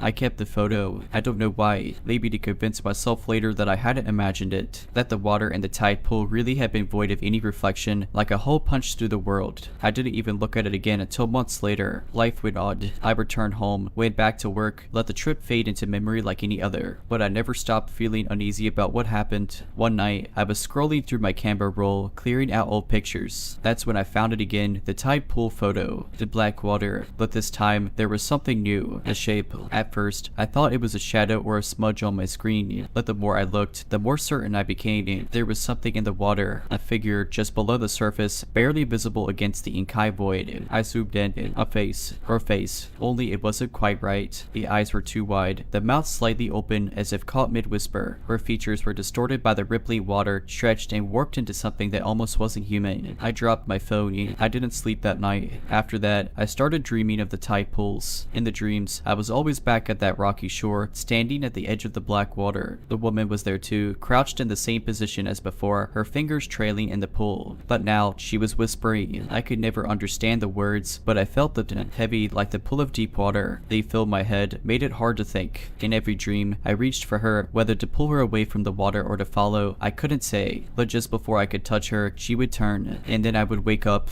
every time, gasping for breath, my sheets damp with sweat. I stopped looking at the photo. I should have deleted it, but something about it felt, thank God, like if I got rid of it, it wouldn't really be gone. A year later, I moved to a new apartment, hoping a fresh start would help shake the unease that had settled over my life like a second skin. For a while, it worked. The dreams became less frequent. I started to feel normal again, until the night I heard the dripping. It started fade, just a soft pattering somewhere in my apartment. At first, I thought it was the sink, but the faucets were dry. I checked the ceiling, no leaks. Still, the sound continued. Drip, drip, drip. I followed the noise, my stomach knotting tighter with every step. It led me to my bedroom, to my nightstand, to my phone, and the screen was on. Even though I hadn't touched it, the tide pool photo was open, and it had changed. The woman was no longer crouching. She was standing, closer to the surface, looking directly at me. I dropped the phone and backed away, my heart slamming against my ribs. The dripping sound grew louder, faster, filling the room with the rhythmic beat of something rising from the depths. I don't remember grabbing my keys. I don't remember running out the door. But the next thing I knew, I was in my car, hands shaking as I sped away from my apartment without a destination in mind. I didn't go back for 3 days. When I finally did, the first thing I did was delete the photo. Or at least, I tried. No matter what I did, it wouldn't go away. The file was locked, unresponsive. Every attempt to erase it failed. My phone restarted itself twice, and then the photo was just gone. Not in my gallery, not in the cloud, not even in my backups. Erased, as if it had never existed. But I know it did, and sometimes, when I pass by reflective surfaces, windows, puddles, even the glass of my microwave, I think I see something just at the edge of my vision. A shape, a face, watching, waited. I tried to move on after that. I really did, but something had changed. Even though the photo was gone, even though I had never looked at it again after that night, the feeling remained. That awful, creeping sense that I was being watched. It wasn't all the time, just in flashes. A glimpse in the corner of my eye when I passed by reflective surfaces. A feeling of something standing too close when I was alone in a room. A subtle weight in the air, like I wasn't the only one breathing it. I told myself it was just my imagination, that I had let that moment, that woman get into my head.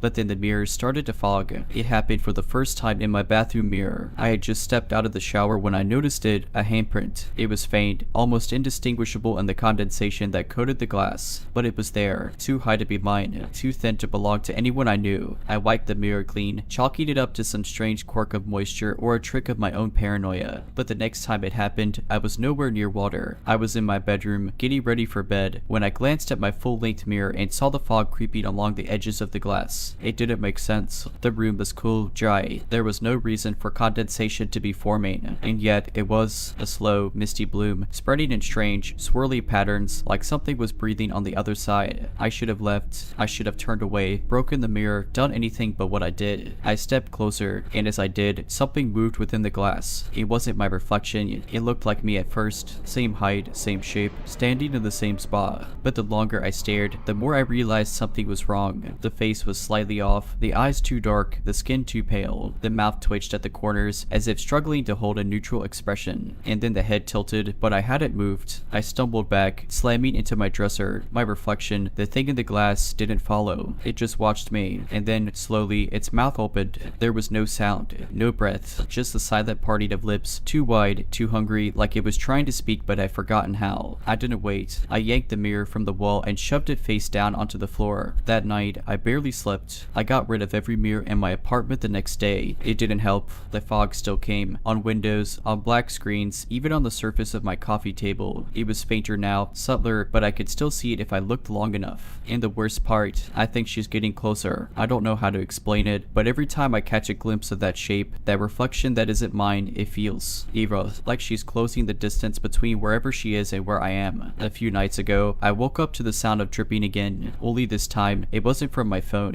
It was coming from my closet. The air smelled of salt water. I didn't open the door. I didn't need to, because as I lay there, hard hammering in my chest, I heard something else. A soft, wet whisper, and it came from inside the room. I'm leaving tomorrow, packing whatever I can and getting as far from here as possible. But I don't think it will matter, because she isn't here. She's in the glass. Ink glass is everywhere.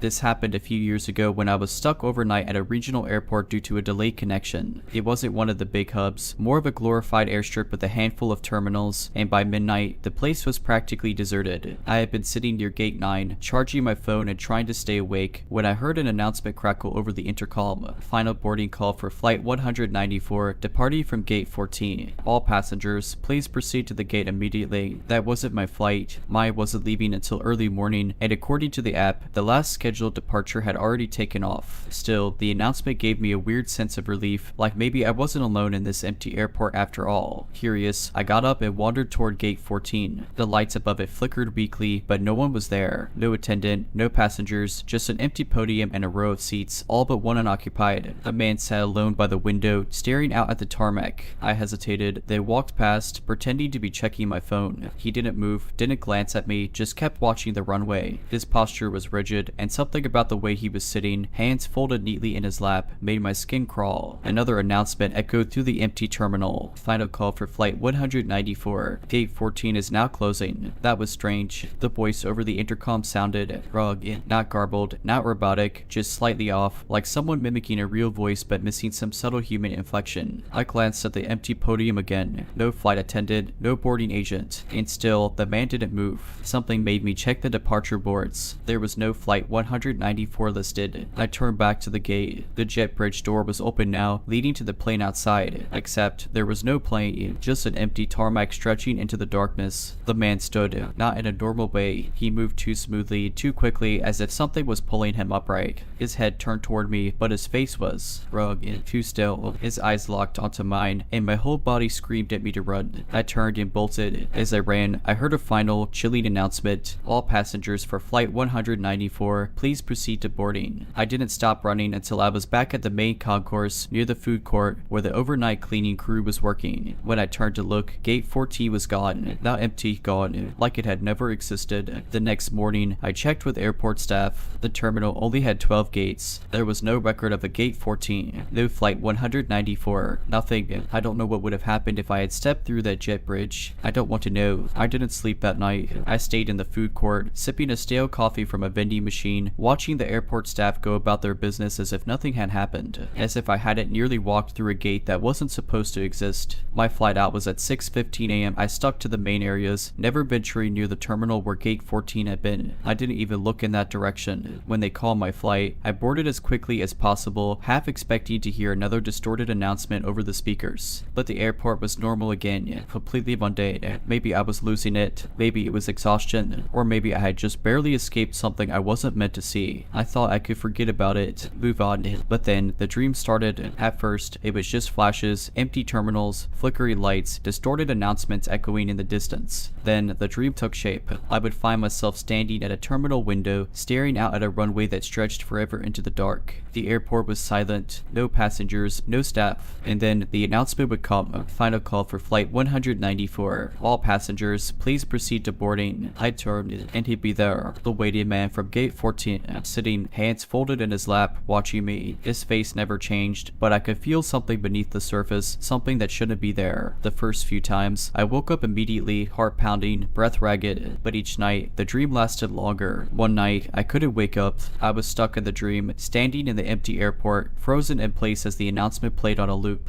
Final call for flight 194. Final call for flight 194. Final call for flight 194. The waiting man stood, his head turned too smoothly, too quickly, and this time he smiled. That was when I started screaming. That was when I finally woke up. But the worst part, when I checked my phone, there was a missed call at 3:14 a.m. No number, no caller ID, just the words flight 194. Final call. I changed my number, moved to a different city, stopped flying whenever I could, but sometimes late at night, I still hear it, a faint, distorted voice crackling through a speaker that isn't there. Final call for flight 194, and I wonder what happens if someone answers. I stopped flying for almost 2 years. I made excuses, road trips, trains, anything to avoid stepping foot in an airport again. But life has a way of cornering you. My sister was getting married across the country, and she begged me to be there. I couldn't say no. I told myself it would be fine. A different airport, a busy flight, daytime. I booked the earliest departure possible, just to be sure, but when I arrived, something felt off. There wasn't anything obvious, just a subtle wrongness. The lights flickered a little too much. The announcements seemed slightly delayed, like the speakers were processing each word before playing them. And then, date 410, I swear it hadn't been there when I checked my flight details the night before. But now, as I walked past the gates, there it was. No flight listed, no passengers waiting, just the podium, empty and expected. I sped up, refusing to look at it. Just keep walking, just get under plane. But then, final call for flight 194. Gate 14 is now closing. I froze. It wasn't over. I wasn't safe. I turned slowly against every screaming instinct, and there he was, the waiting man. He sat in the same chair as before, hands folded in his lap, staring out the window. But this time, he turned his head as I looked, and he saw me. I couldn't move. I couldn't breathe.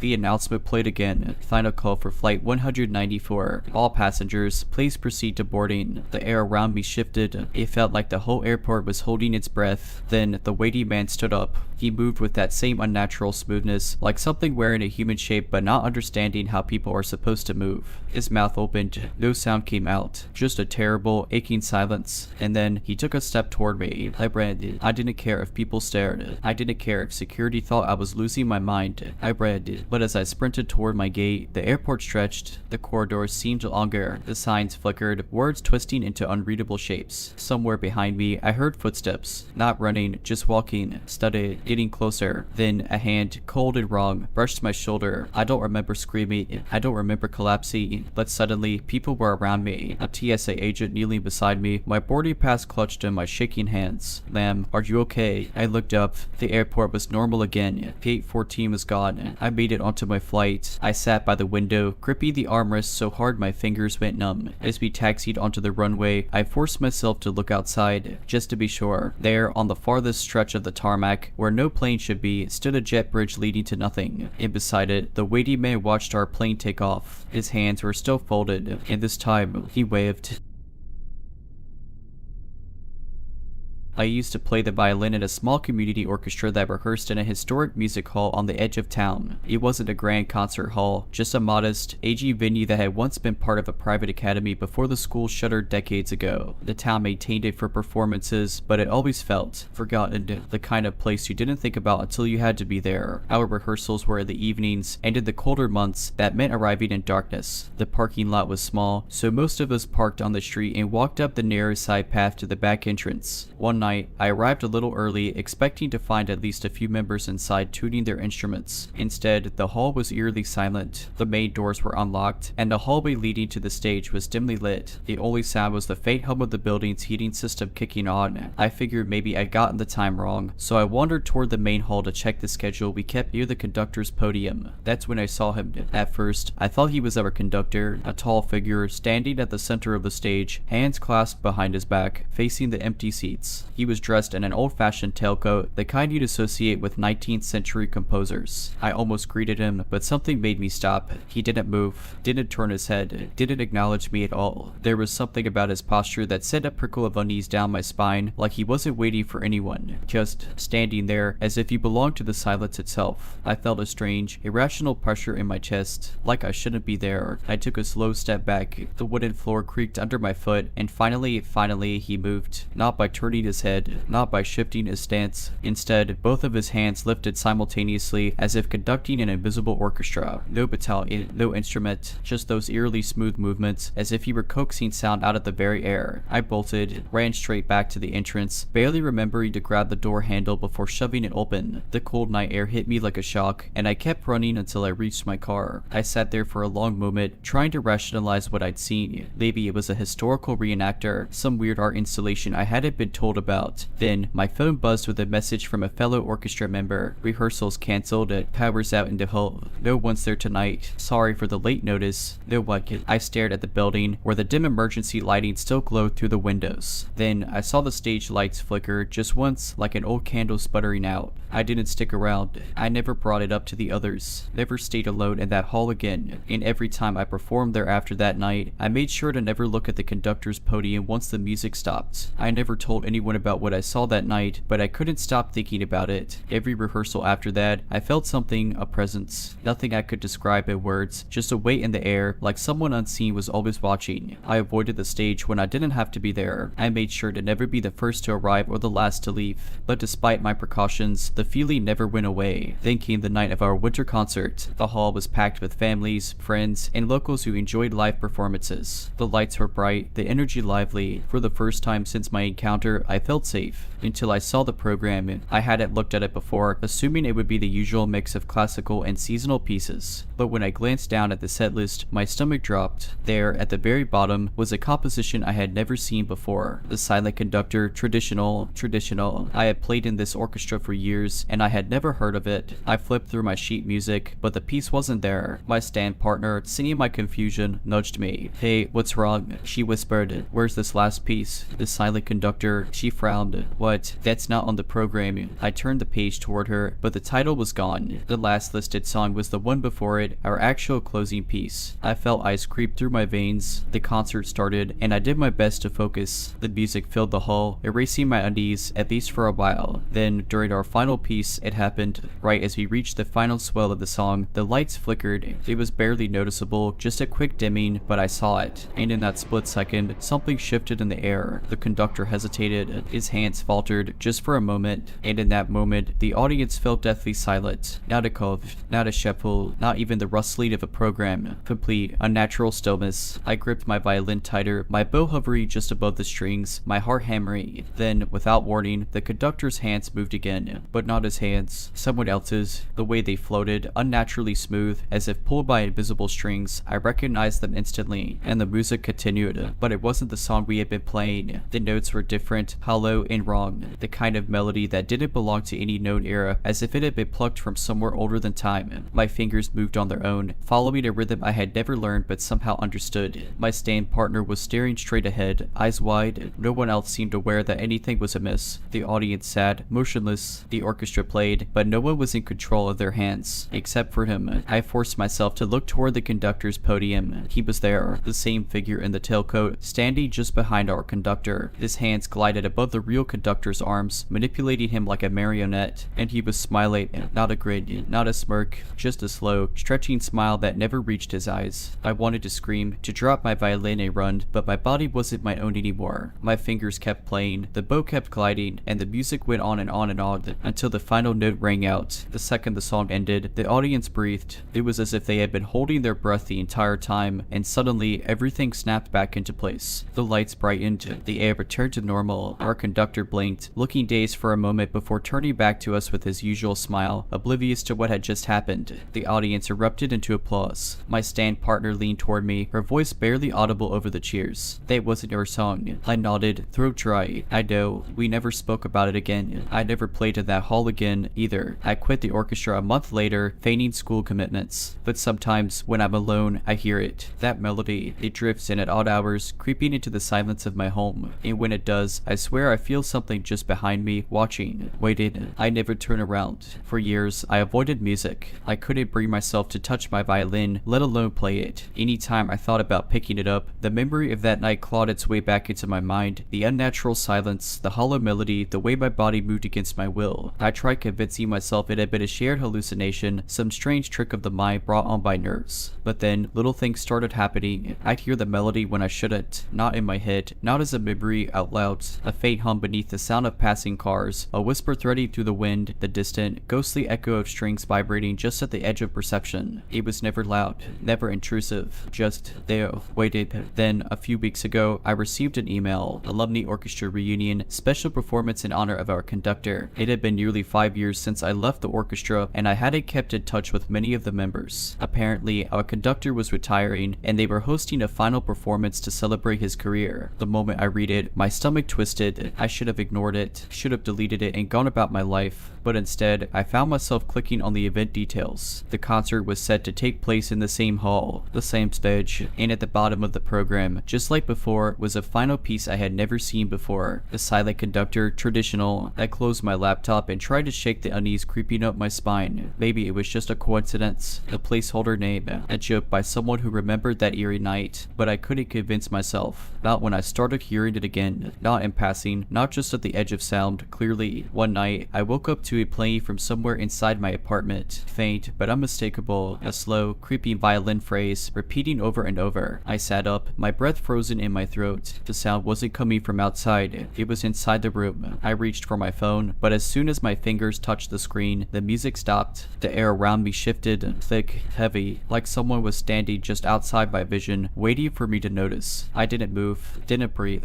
Then, a single, deliberate tap against the wood of my violin case. I grabbed my phone, turned on the flashlight, and shot it toward the corner of the room. Nothing, just my violin case, exactly where I had left it, closed, untouched. But I knew better. I didn't sleep that night. The next morning, I sent an RSVP to the reunion concert, not because I wanted to go, because I had to, because I knew, deep in my gut, that if I didn't face whatever this was, it wouldn't stop. The night of the concert, the hall was packed, alumni members greeted each other warmly, and for the first time in years, I stepped back onto that stage. The feeling was immediate, that same crushy weight in the air, the quiet hum of something unseen lingering just at the edge of my senses. But it wasn't loud. As I tuned my violin, I noticed others shifting uncomfortably, eyes flicking toward the conductor's podium. Whispers passed between musicians, and I caught snippets of conversations. I swear I heard something weird during rehearsal. The program changed at the last minute. If you see the last piece, does anyone even have sheet music for it? I didn't. None of us did. And yet, when the final song began, we played. The moment the conductor raised his baton, our hands moved. Not by choice, not by memory, by something else. The music filled the hall. The same chilly melody from before, except this time it was different. Fuller, sharper, like it had been waiting for its true performance. The air grew thick, suffocating. The lights flickered, dimming to a sickly glow. And then, at the very back of the concert hall, I saw him, standing in the shadows, tall and unmoving, watching the silent conductor, his hands lifted, mirroring the real conductor's movements, his grin stretching impossibly wide. The audience didn't move, didn't react, they were frozen. The music built to a crescendo, the notes spiraling into something frantic, desperate. My heart pounded as my body played against my will. I realized then what this was. A ritual, a performance that had been waiting to be completed. We had played its first movement years ago, and now we were finishing it. The lights above the stage buzzed violently, and in that flickering chaos, I saw something I wasn't supposed to see. Behind the conductor, just beyond the edge of the podium, shadows twisted into the shape of grasping hands. They reached forward and clutching it. The real conductor staggered, his face twisted in confusion and horror, but he couldn't stop. His hands were no longer his own. The music swelled, louder, frenzied. Then, silence. The lights snapped back to full brightness. The audience blinked, shifting in their seats as if waking from a daze. Our conductor stood motionless at the podium, his baton trembling in his grip. No one spoke, no one moved. Then, the audience erupted into applause. But not for us, not for the performance. Their claps were slow, measured, polite, like they were waiting, like they knew. I turned toward the back of the hall. He was gone, but I knew this wasn't over, because as I lowered my violin, my fingers trembled, and when I finally let go, I could still feel his hands guiding mine. Alright, but that's it. I hope you enjoyed this video. If you did, make sure to subscribe to my channel, like this video, and comment something down below. But as always, Have a nice day.